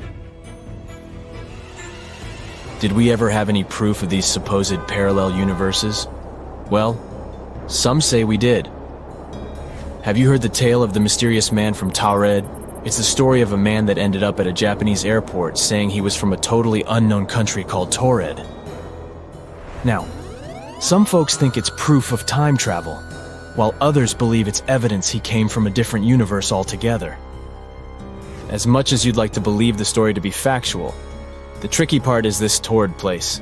There's a reason you haven't heard of it. There's no Taured to be found, whether in the present day or back in the 1950s when this supposed incident happened. After the airport incident, the man just vanished into thin air a day after arriving in Japan. Poof, gone forever. Let's rewind to that fateful day in July 1954 when the man from Taured supposedly landed in Tokyo. Descriptions paint him as a bearded, French-speaking man. Nothing too outlandish so far, right? Depending on who's telling the story, things start to diverge a bit. In one version, when the man hands over his passport to get stamped, the Japanese officer's eyes bulge out. While the passport looked legit, the country listed as Taured isn't recognized by anyone, including the officer and other officials. Naturally, they take our Taured visitor away for a little Q&A session. In another version, the man straight up tells the officer he's from Taured and shows him the passport when he doesn't buy it. Our man from Taured then started trying to convince the officers that his homeland is the real deal. According to him, Taured sat snugly between France and Spain and would have been around for about 1,000 years. To prove his point, he even points to the area on a map that matches the Principality of Andorra. Obviously, things took a mysterious turn. The officers decided to hold the man in custody, suspecting he might be up to no good. They put him up in a nearby hotel for the night, but not without stationing 2 people outside his room to keep an eye on things. Can you guess what happens next? Drumroll, please. When the officers showed up the next morning, ready to continue their investigation, the man had vanished without a trace. No sign of escape, and to make matters even more puzzling, all his personal documents have magically vanished too. What if the man from Taured was a time traveler or an intergalactic adventurer? Some have even delved into the realms of science fiction to explain this bizarre event, and you won't believe the number of people on the internet who've latched onto it as evidence for alternate realities. One of the weirdest ideas suggests that the man accidentally stumbled into a parallel dimension and ended up at the Japanese airport. In that parallel universe, there's an Earth just like ours, but instead of Andorra, they call it Taured over there. Another idea floating around was that the man was a time traveler from the future. Sorry to break it to you, but the most reasonable explanation for the whole story of the man from Taured is that someone's imagination went wild. Since there are many versions of the same story, it's probable people just kept adding outrageous details to the case, to make it more sensational. The whole story simply snowballed into an urban legend, and there's little to no reason to believe we've once seen a time traveler or intergalactic hitchhiker right here on Earth. Imagine a world where the red, barren landscape of Mars is transformed into a lush and verdant garden. A world where water flows freely, carving canyons and creating lakes and oceans. Can we achieve such a world by pouring the Earth's water onto the surface of Mars? And don't rush to say no. Let's explore this possibility. Alright, let's say we could magically transport all of the water on Earth to Mars. This supersized game of water pong would be crazy in both engineering and logistics. So how do we even do that? First of all, we're talking about millions and millions of gallons of water, which is no small feat. We would need some really big tanks to get all this water off the Earth. We would also have to figure out how to launch it all into space. This would require some serious rocket technology, as well as a lot of fuel. We could probably create an entire fleet of spacecraft specifically designed for the task. Just imagine that, a fleet of giant water tankers packed with tons of carefully harvested water blasting off from Earth's surface and hurtling through space at unimaginable speeds. Wouldn't that be a cool sight? Now, another way. Probably a better one would be to launch a large number of smaller missions over time, each carrying a smaller amount of water until enough of it has been transported to Mars. So, let's say we manage to do all that. What happens next? After we get to Mars, we'd need to distribute this water all across the planet. We could use a network of underground pipes or some special drones to transport the water to different locations. This is just some basic things, and as you can see, we already need a lot of planning and resources. Moreover, a crazy operation like this would require a massive coordinated effort from scientists, engineers, and space agencies all over the world. And let's not forget about the costs. No wonder that scientists don't really consider it a viable plan. But the scale of this operation isn't the only problem. Hypothetically, let's say that we figured all that out and poured the Earth's water on Mars. Now what? Well, believe it or not, it would be almost completely useless. Our main challenge will be the atmosphere and current climate of Mars. Mars is a dry desert with an atmosphere that's only about 1% as thick as Earth's. This means that any water poured onto the surface would quickly evaporate. It would be pretty hard to create a stable environment when the entire lake can go poosh in a matter of seconds. And if the water doesn't evaporate, then, on the contrary, it will turn into ice. Mars' surface temperature is well below freezing. Thin atmosphere only makes things worse. Another challenge is that Mars has a very weak magnetic field, which means it has little protection from the solar wind. Solar wind is a stream of charged particles that are constantly flowing out from the sun. These winds are pretty dangerous. They can strip away any water that's put on the Mars surface. Also, the solar radiation on Mars is much stronger than on Earth. This would make it even more difficult to maintain any liquid water there. And finally, don't forget that we also need to purify this water to remove all the bacteria before drinking it. But let's not give up. If we stay super optimistic, we can still try to solve these problems. Basically, we need to find a way to maintain liquid water in one place for a long time and make sure that it doesn't freeze or evaporate. So how do we do it? There are a few ways we can go about it. Number 1, insulation. We could wrap all the water containers in insulation materials, like foam for example, or some reflective materials that can help to keep the water from freezing. Number 2, heating. We could use various heaters and devices to keep the temperatures above freezing, even thermal blankets. Although this would require a lot of energy and would be a difficult task. Number 3, underground reservoirs. We could dig a large hole and cover it with a transparent material to allow sunlight to pass through. This would help keep the water warm and insulated. Number 4, salinity. Adding a small amount of salt or other dissolved minerals to water can lower its freezing point. Although we'll need much more salt for things like lakes, and this method isn't the most efficient. And finally, number 5, building a greenhouse. We could build a greenhouse or some other structure that can trap heat and create a more Earth-like environment. This option is probably the best one. After all, a greenhouse would also help us to grow various plants or other organisms. Yay, life! Alright, great. Let's say we've discovered some way to store water on Mars and keep it there in a liquid, lukewarm state. What now? What impact would this have on Mars? Actually, this would be great. If we were to pour all this water on Mars, it could have drastically changed the climate of this cold, red desert. First of all, we could create a so-called greenhouse effect. It's when gases in a planet's atmosphere trap heat, causing the planet's temperature to rise. And yeah, this is pretty bad for Earth, but for Mars, whose temperatures jump between 70 and -200 degrees Fahrenheit, it would be awesome. This could cause the atmosphere to thicken and lead to the melting of the polar ice caps. Wouldn't that be awesome? Mars would begin to gradually turn from a lonely desert into Earth 2.0. It also means that the planet's atmosphere will change. For example, the weather patterns. Clouds could form on Mars, rains would begin to fall. And rains, as we know, transfer water from one region to another. which would mean they could water plants if they appeared on Mars. But all of this is pure speculation. We can't be completely sure what kind of impact pouring water on the Martian surface would have on the planet's climate. Perhaps, to create this greenhouse effect, we would need much more water than what we can transport. But if despite all these challenges we had succeeded with our mission and made Mars much warmer and moist, could life have been finally born there? Unfortunately, that would still be pretty unlikely.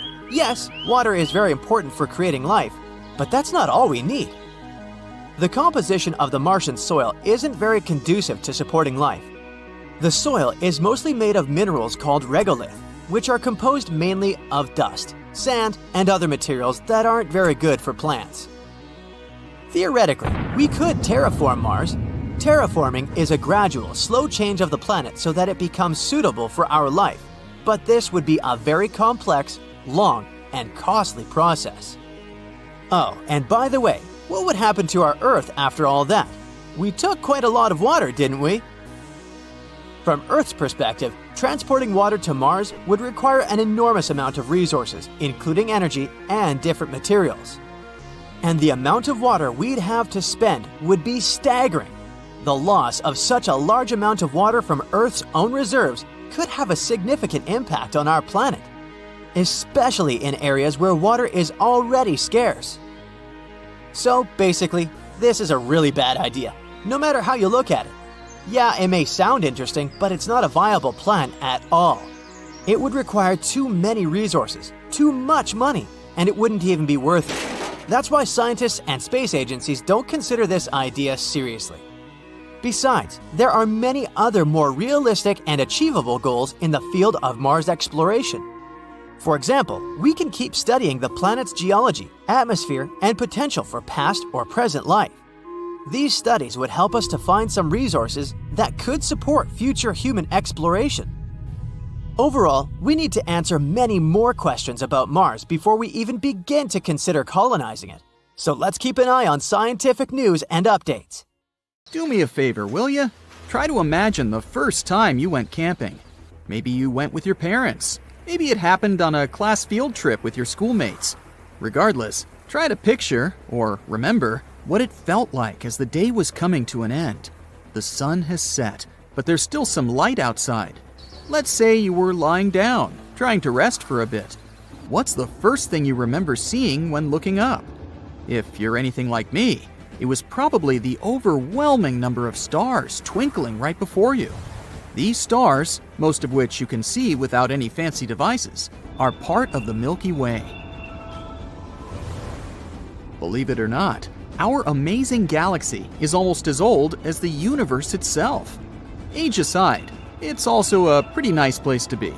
The Milky Way is like a cosmic nursery where new stars are born.